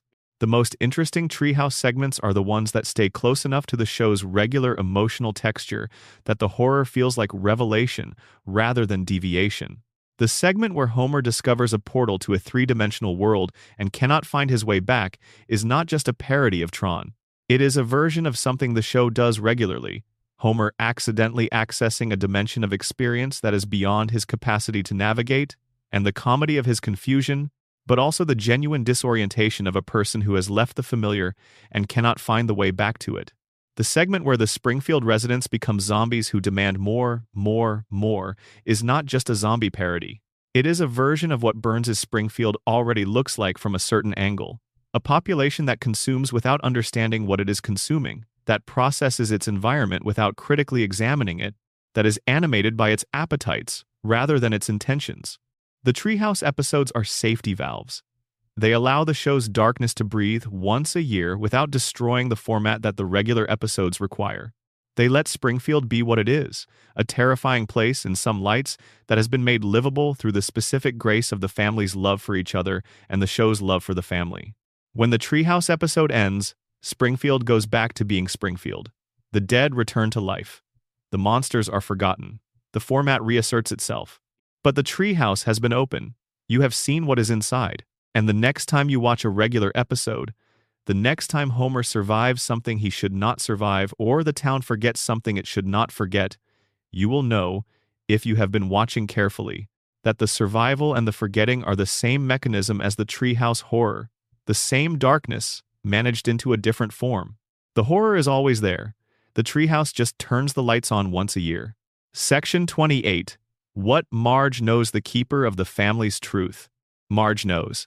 This is one of the show's most consistent and least acknowledged premises, that Marge, in her specific position at the center of the family's domestic life, has accumulated knowledge about every member of the family that the family members do not have about themselves. Marge knows Homer better than Homer knows Homer. She knows Bart better than Bart knows Bart. She knows Lisa well enough to know that Lisa does not need to be understood so much as she needs to be seen, which is a more refined kind of knowing.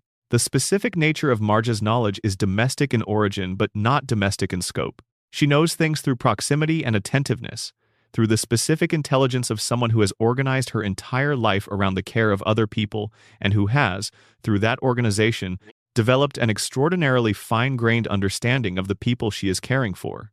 Marge knows when Homer is lying. She knows before he finishes the sentence, usually. The show has depicted this many times, as comedy and as something else. The specific portrait of a woman who is in a relationship with a man whose opacity to others is entirely translucent to her. Marge cannot always prevent Homer from doing the thing the lie is covering. But she knows. She always knows. Marge knows when Lisa is lonely versus when Lisa is simply alone, which is an important distinction that the rest of the family routinely fails to make. Lisa is often alone. Lisa is sometimes lonely. The conditions look similar from the outside and feel completely different from the inside, and Marge, with her extraordinary attentiveness, can read the difference in the quality of Lisa's silence, in the specific angle of her posture, in the whether she is playing the saxophone or simply holding it. Marge knows when Bart is about to do something that will require cleanup, emotional or physical. She knows before Bart knows, usually. She can feel the specific quality of Bart's boredom, which is the precursor to the chaos, and she prepares for it, not by preventing it, because preventing Bart's chaos is beyond the capacity of the available tools, but by being ready for what comes after. What does Marge do with all this knowledge? This is the question that the show has asked and not quite answered across 36 seasons. The knowledge accumulates. The attentiveness does not diminish. The family is no less complicated in the 36th season than it was in the first.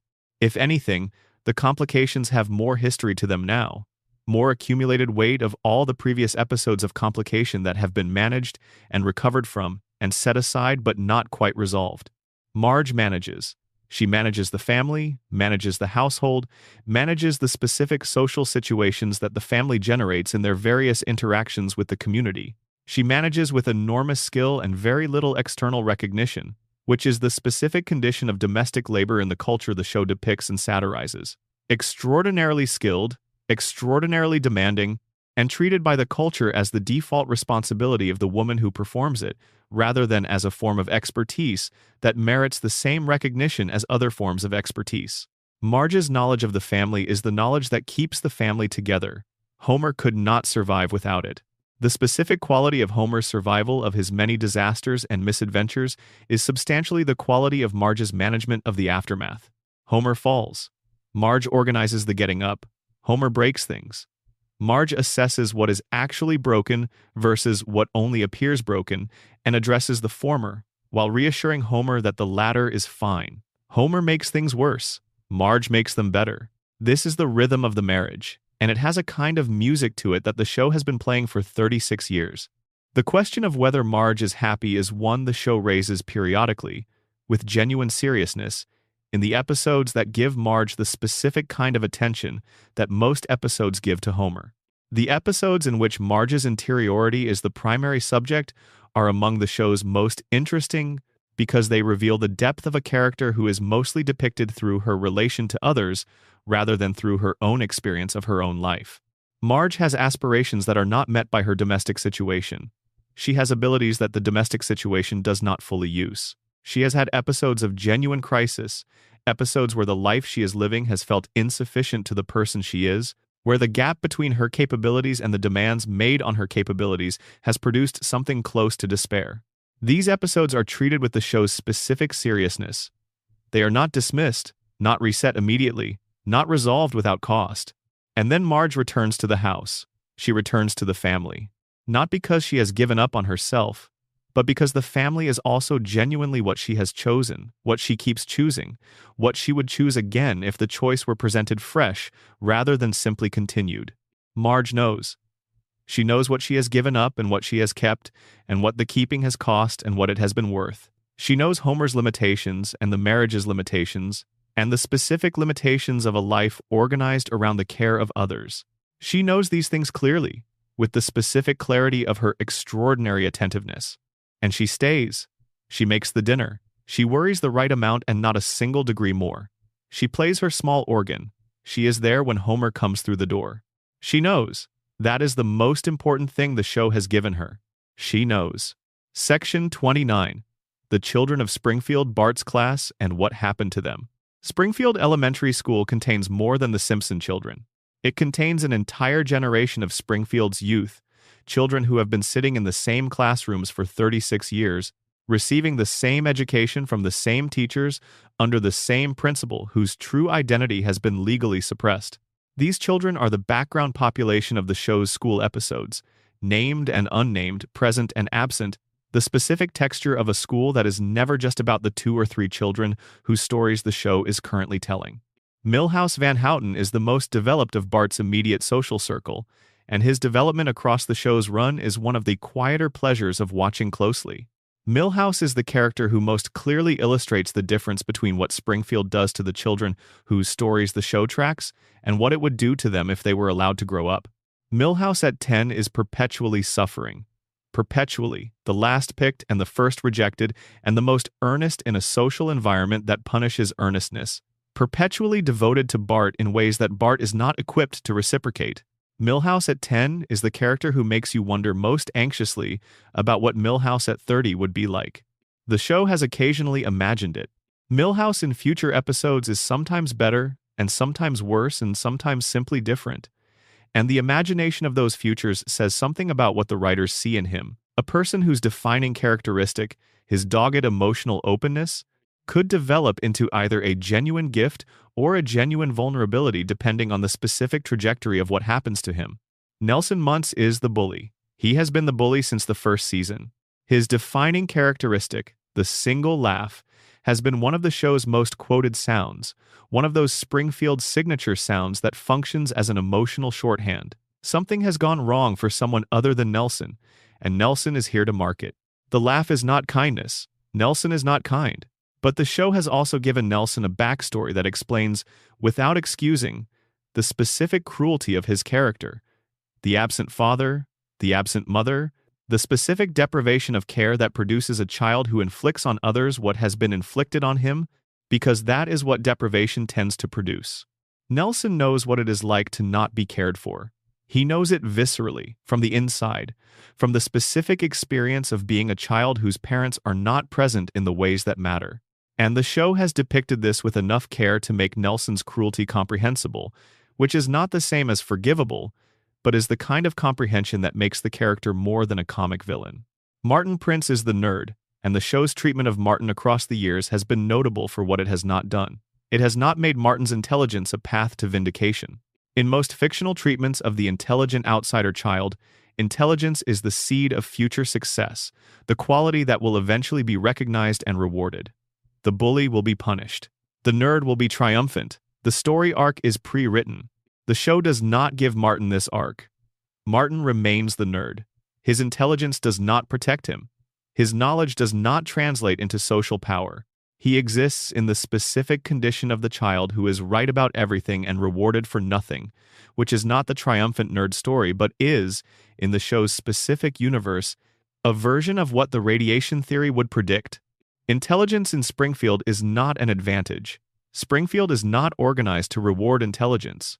Springfield, having been systematically impaired in its capacity for critical thought, is organized to reward the familiar, the manageable, the non-threatening. Martin is threatening because he knows things. Martin is therefore not rewarded. This is the same thing that happens to Lisa, in the same town. For the same reason, the town is not equipped to receive what Martin and Lisa are offering. The town has been made unable to receive it. The children of Springfield Elementary are Springfield's future. They are the generation that will either ask the questions or will not. They are the generation that will either look at the three-eyed fish and reach the obvious conclusion, or will look away.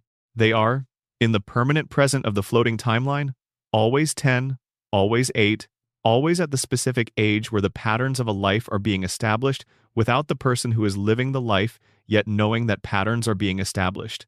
They will not age. The floating timeline will not release them.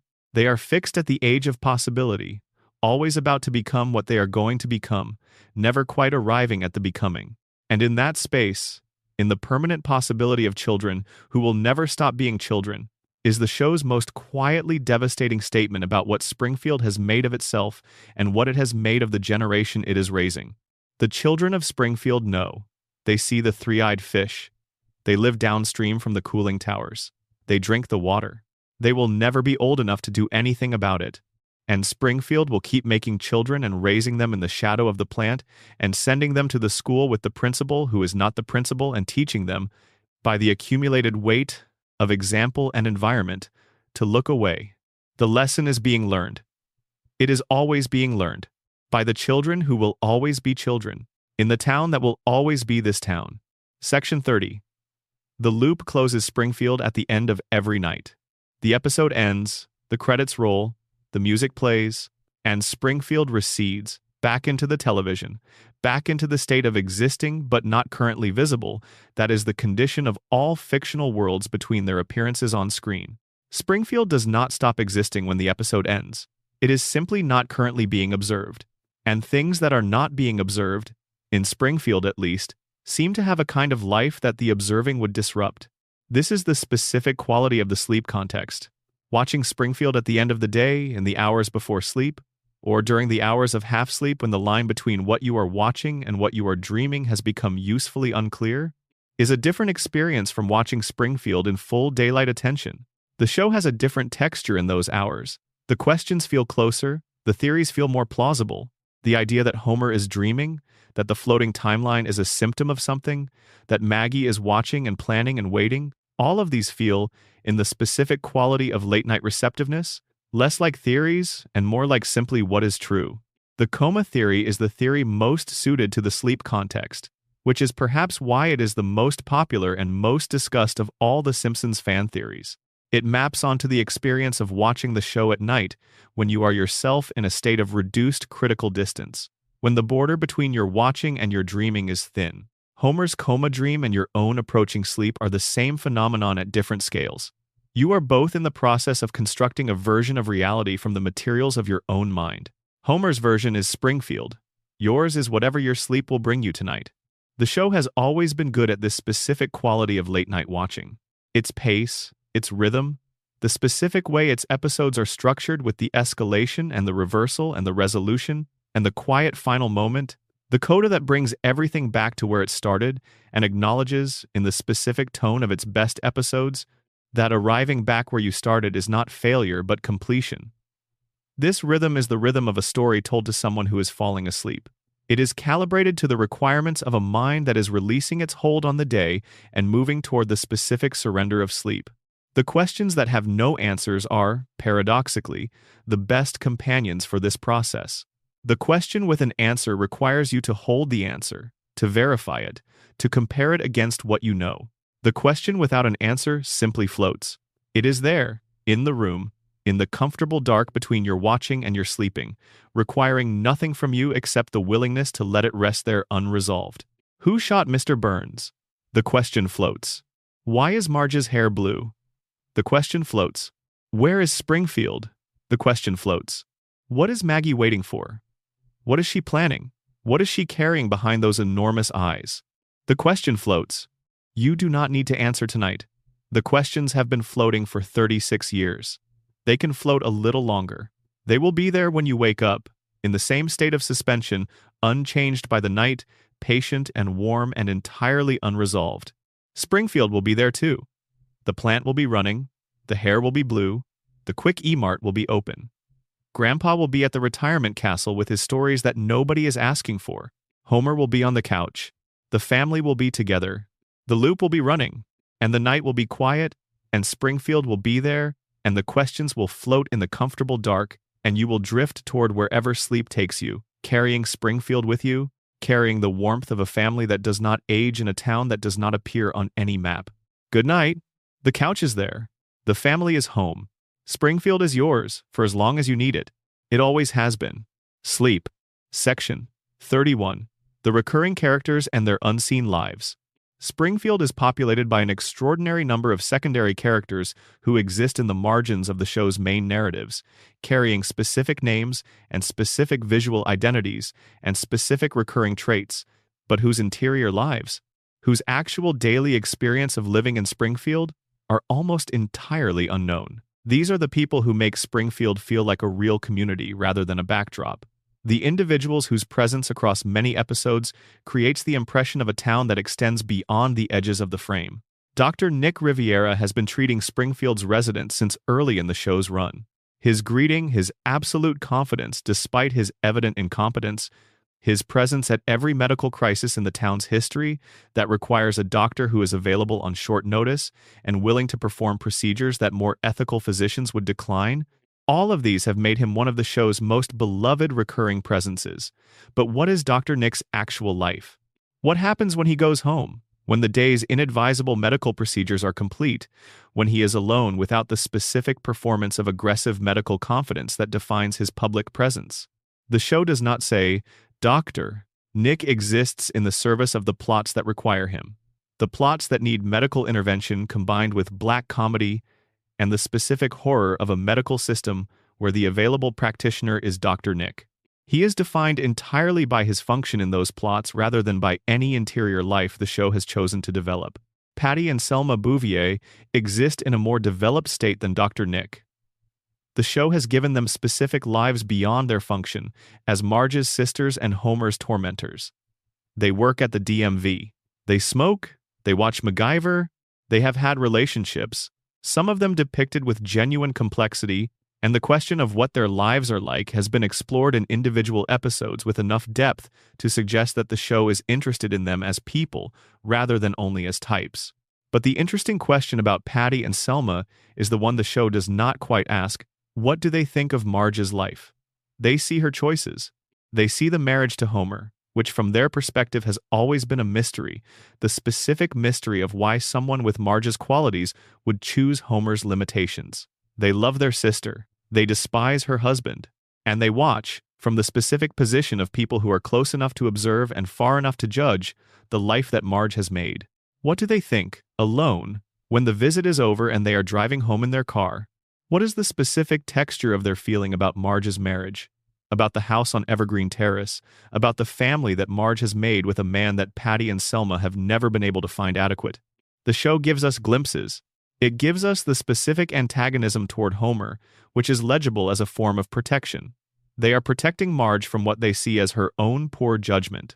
But the protection coexists with the respect, which is also present, for what Marge has built in that protection, for the family that exists despite and possibly because of all the reasons it should not.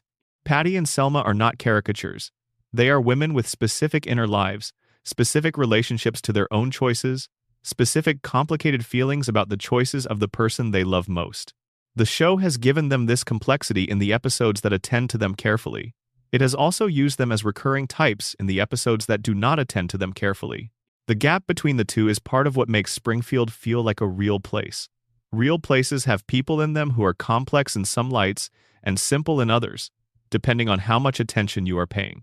Krusty the Clown is the character whose visible life and hidden life are most divergent, whose public performance is most thoroughly separated from his private experience. Krusty performs joy. His entire professional existence is the performance of joy for children, the specific, exaggerated performance of delight and surprise, and the other emotional signatures of children's entertainment.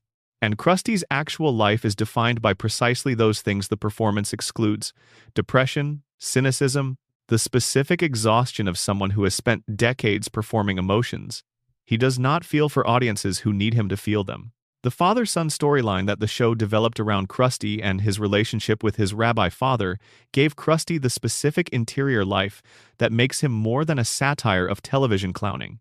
It gave him a wound, the wound of a son whose choices were not acceptable to the father, whose acceptance he most wanted, and the specific quality of a life lived in the shadow of that unresolved wound. Krusty performs for children because he has not found another way to be in the world. The performance is the only available form for the specific energy he has. And the form is exhausting, and the energy is real, and the gap between them is Krusty's life. The recurring characters of Springfield are carrying lives that the show can only partially see. They are there, in the background of the episodes, living their specific Springfield existences in the gaps between their appearances. They are having the experiences that the camera does not catch. They are doing the things that happen between scenes, and Springfield, which is a real place in the imagination of its audience, contains all of those unseen lives as part of its reality, as the specific texture of what a community is. Not only the foreground stories, not only the main characters and their plots, but the accumulated weight of everyone else who is also there, also living, also carrying their specific experience of being a person in this particular impossible town. Section 32. Homer in Winter. The episodes that remember who he is. There are episodes of The Simpsons that are, by any available standard of measurement, among the cleanest emotionally accomplished pieces of television ever made. They are not the most celebrated episodes, usually. They are not the ones that win the most critical attention, not the ones that generate the most cultural conversation, not the ones that are most frequently cited in the lists of greatest episodes that have accumulated over 36 years of the show's critical reception. They are the quiet ones. The episodes that do not announce themselves as ambitious, that do not build toward a high-concept premise or a notable guest appearance or a stylistic experiment. They are the episodes that simply attend to Homer, with the specific care of writers who have been with this character for long enough to know him completely and who use that knowledge to show something true.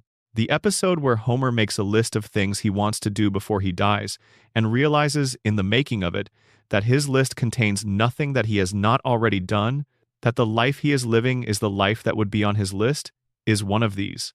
It is an episode of very small compass and very large implication. Homer is not having an adventure. Homer is sitting with the ordinary quality of his life and discovering, with the specific surprise of someone who has not been paying attention to his own happiness, that he is happy. The episode where Homer and Marge dance at the end of a terrible day is another. The specific simplicity of it. A man and his wife, in the kitchen of their house, moving together to a song that has significance to them and only to them, in the private intimacy of a long marriage that has its own accumulated language of meaning. The show gives you this without irony, without the comedy that would buffer the sentiment, just Homer and Marge dancing in the kitchen at the end of a day that was hard. These episodes are the ones that stay. Not the elaborate plot episodes, not the celebrity-filled episodes, not the episodes that announce their ambition from the opening credits. The quiet ones. The ones where the show simply sits with Homer, in his life, in the specific quality of being Homer Simpson, and shows you what that is: flawed and loving and insufficient and trying and home. Homer in Winter is a specific quality. The specific quality of Homer when the show is paying its most careful attention to what is most true about him. Winter in the specific sense of the season, when things are quiet and the family is inside, and the specific warmth of the house at 742 Evergreen Terrace is most legible against the cold outside. Homer comes home. The door closes. The family is there. That is winter. That is the specific warmth the show has been offering in its quiet episodes for 36 years. It is not glamorous. It is not impressive by the standards that the culture uses to measure the worth of a life. It is simply home, in the specific sense that only home can be home, and Homer has it, and the show knows it, and sometimes, in the quietest and most careful episodes, the show simply shows it to you without commentary. Take it, the show says. That is what there is. That is what is worth having. Homer, in Winter. The family, the house, that is enough. Section 33. The sound of Springfield sleeping. Springfield after midnight is a different place. The Quickie Mart is still open, but the traffic has thinned to the specific flow of people who need things at hours when they should not need things. Insomniacs and shift workers and people who ran out of milk and could not sleep without addressing the running out. Apu is behind the counter. He has been behind the counter since before any of them arrived, and he will be behind the counter after they leave. The plant is running. It is always running. The cooling towers breathe steam into the night air, the specific quality of steam that means the nuclear process continues, the invisible maintenance of the invisible power that keeps Springfield's lights on and its refrigerators cold and its televisions running through the night. The houses on Evergreen Terrace are dark, the Simpsons are asleep, Homer is in the deepest sleep, the specific unconscious weight of a man whose body has decided that this is when the day's accumulated damage is to be processed and set aside. Marge sleeps lighter, with the specific alertness of a mother who has learned that the night can require her at any moment, that a child's need does not respect the hour. Bart is dreaming of something. The dream has the specific quality of Bart's dreams, which would be more organized than his waking life suggests, because Bart's intelligence, in the space where performance is not required and an audience is not present, tends toward the structured. In his dreams, Bart knows what he is doing. Lisa is dreaming of something else. Lisa's dreams would be full of what she cannot address in waking Springfield, the full reach of her intelligence, unconstrained by the limits of her age and her context, and the specific quality of a community that is not organized to receive her. In her dreams, Lisa has the conversations she cannot have with anyone she actually knows. She solves the problems she cannot solve in Sector 7G reality. She is as large as she actually is. Maggie is awake.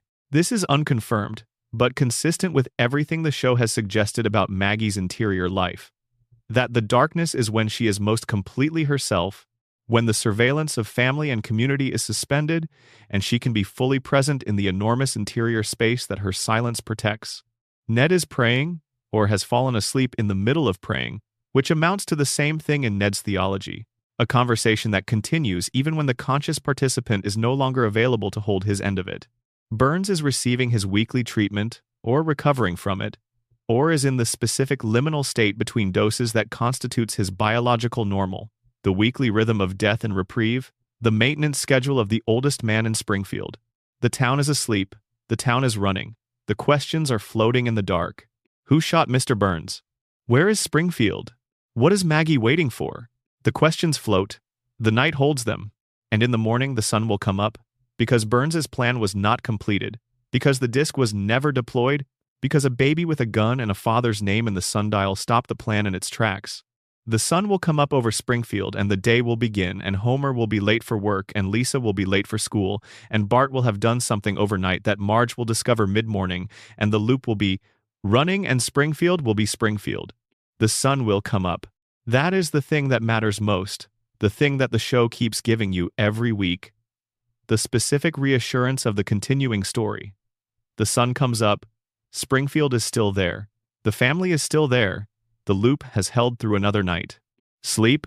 The sun is coming. Springfield is holding. The loop is running. Sleep? Section 34. The weight of 36 years. What continuity costs? The Simpsons has continuity.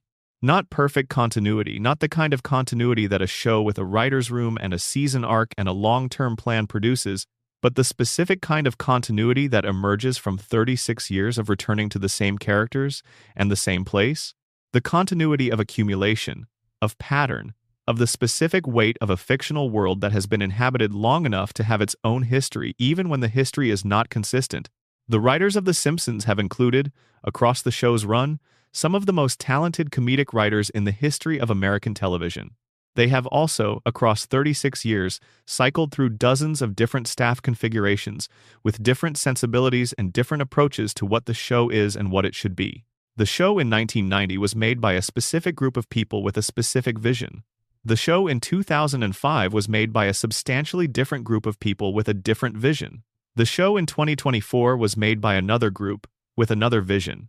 What persists across all of these different configurations is the characters. Homer, Marge, Bart, Lisa, Maggie are recognizably themselves in every season, even when the specific quality of the writing that surrounds them varies significantly.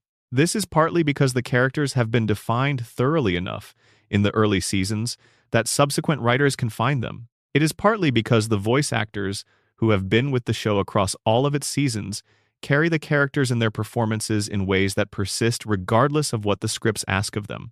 And it is partly because the characters are, in some essential way, archetypes. Homer is not just Homer. He is the specific version of the struggling working-class father that American culture has been producing and consuming for as long as American culture has been producing and consuming such things. The continuity costs. The specific thing it costs is the freedom to change. A show that has been running for 36 years has built up a specific weight of expectation in its audience, a weight of what the show is and what it is allowed to be.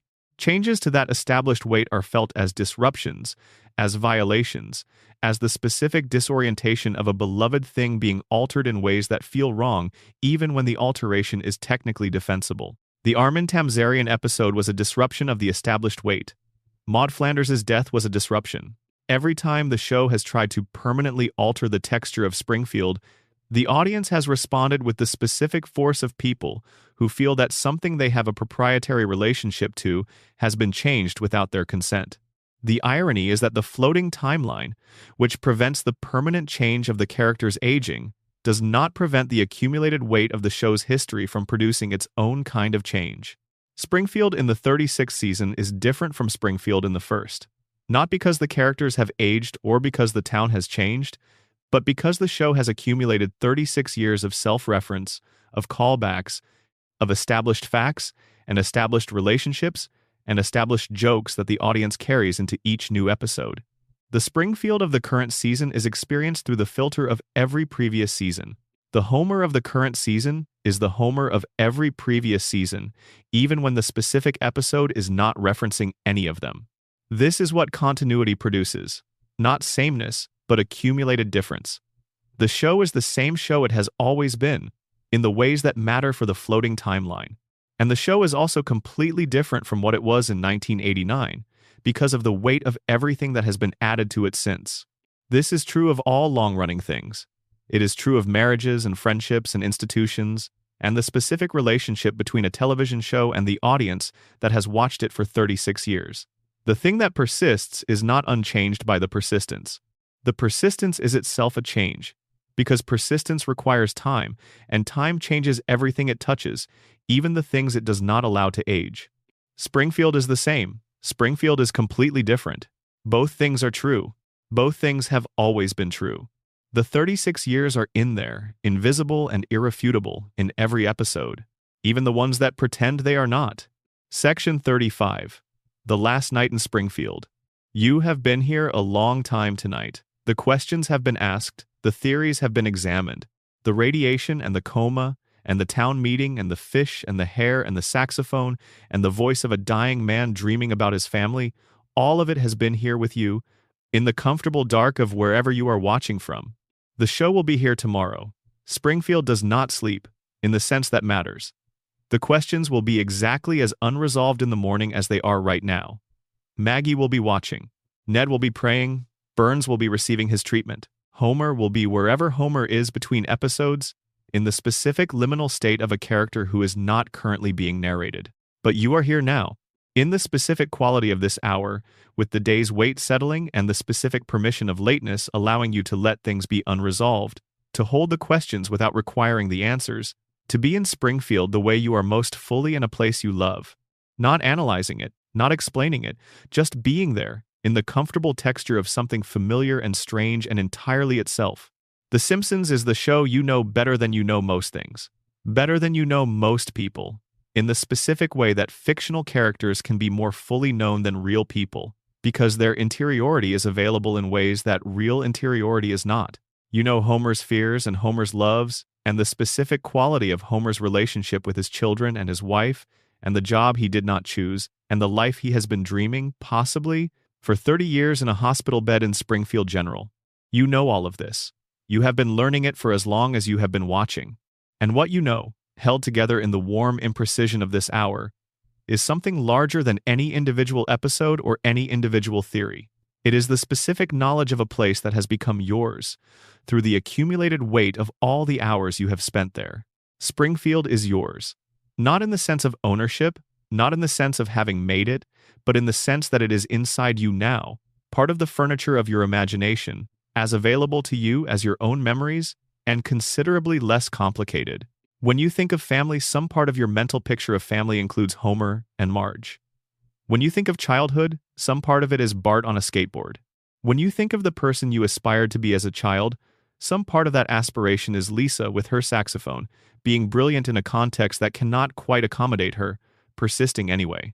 These characters have become part of how you understand the categories of experience they represent. They have become part of the language you use, internally, to understand your own life. That is what beloved fiction does, over enough time. It becomes part of your cognitive furniture, part of the available reference points for the experience of being a person. Springfield has been doing this for 36 years. For as long as you have been watching, Springfield has been contributing to your understanding of family, of community, of the specific comedy and tragedy of being an ordinary person in a world that is not organized for ordinary people. The show has given you this. It has given it to you week by week, episode by episode, for as long as you have been watching. It will keep giving it. Tomorrow there will be another episode, or next week, or whenever the season runs, and Springfield will be there, and the family will be on the couch, and the questions will be floating. But tonight, right now, in the specific quality of this hour, let the questions float. Let the theories rest. Let Springfield be the place it is, warm and impossible and broken and loving and yours. The couch is ready. The family is home. Homer is dreaming of them. Or Homer is there, with them, genuinely there, in whatever way Homer is real. Either way, they are together. Either way, the loop is running. Either way, Springfield is there. And you can rest. You have been in Springfield long enough for tonight. You can let it go until the morning. Springfield will be there when you come back. It always is. Good night. Sleep. The loop holds. Springfield holds. You are held. Sleep.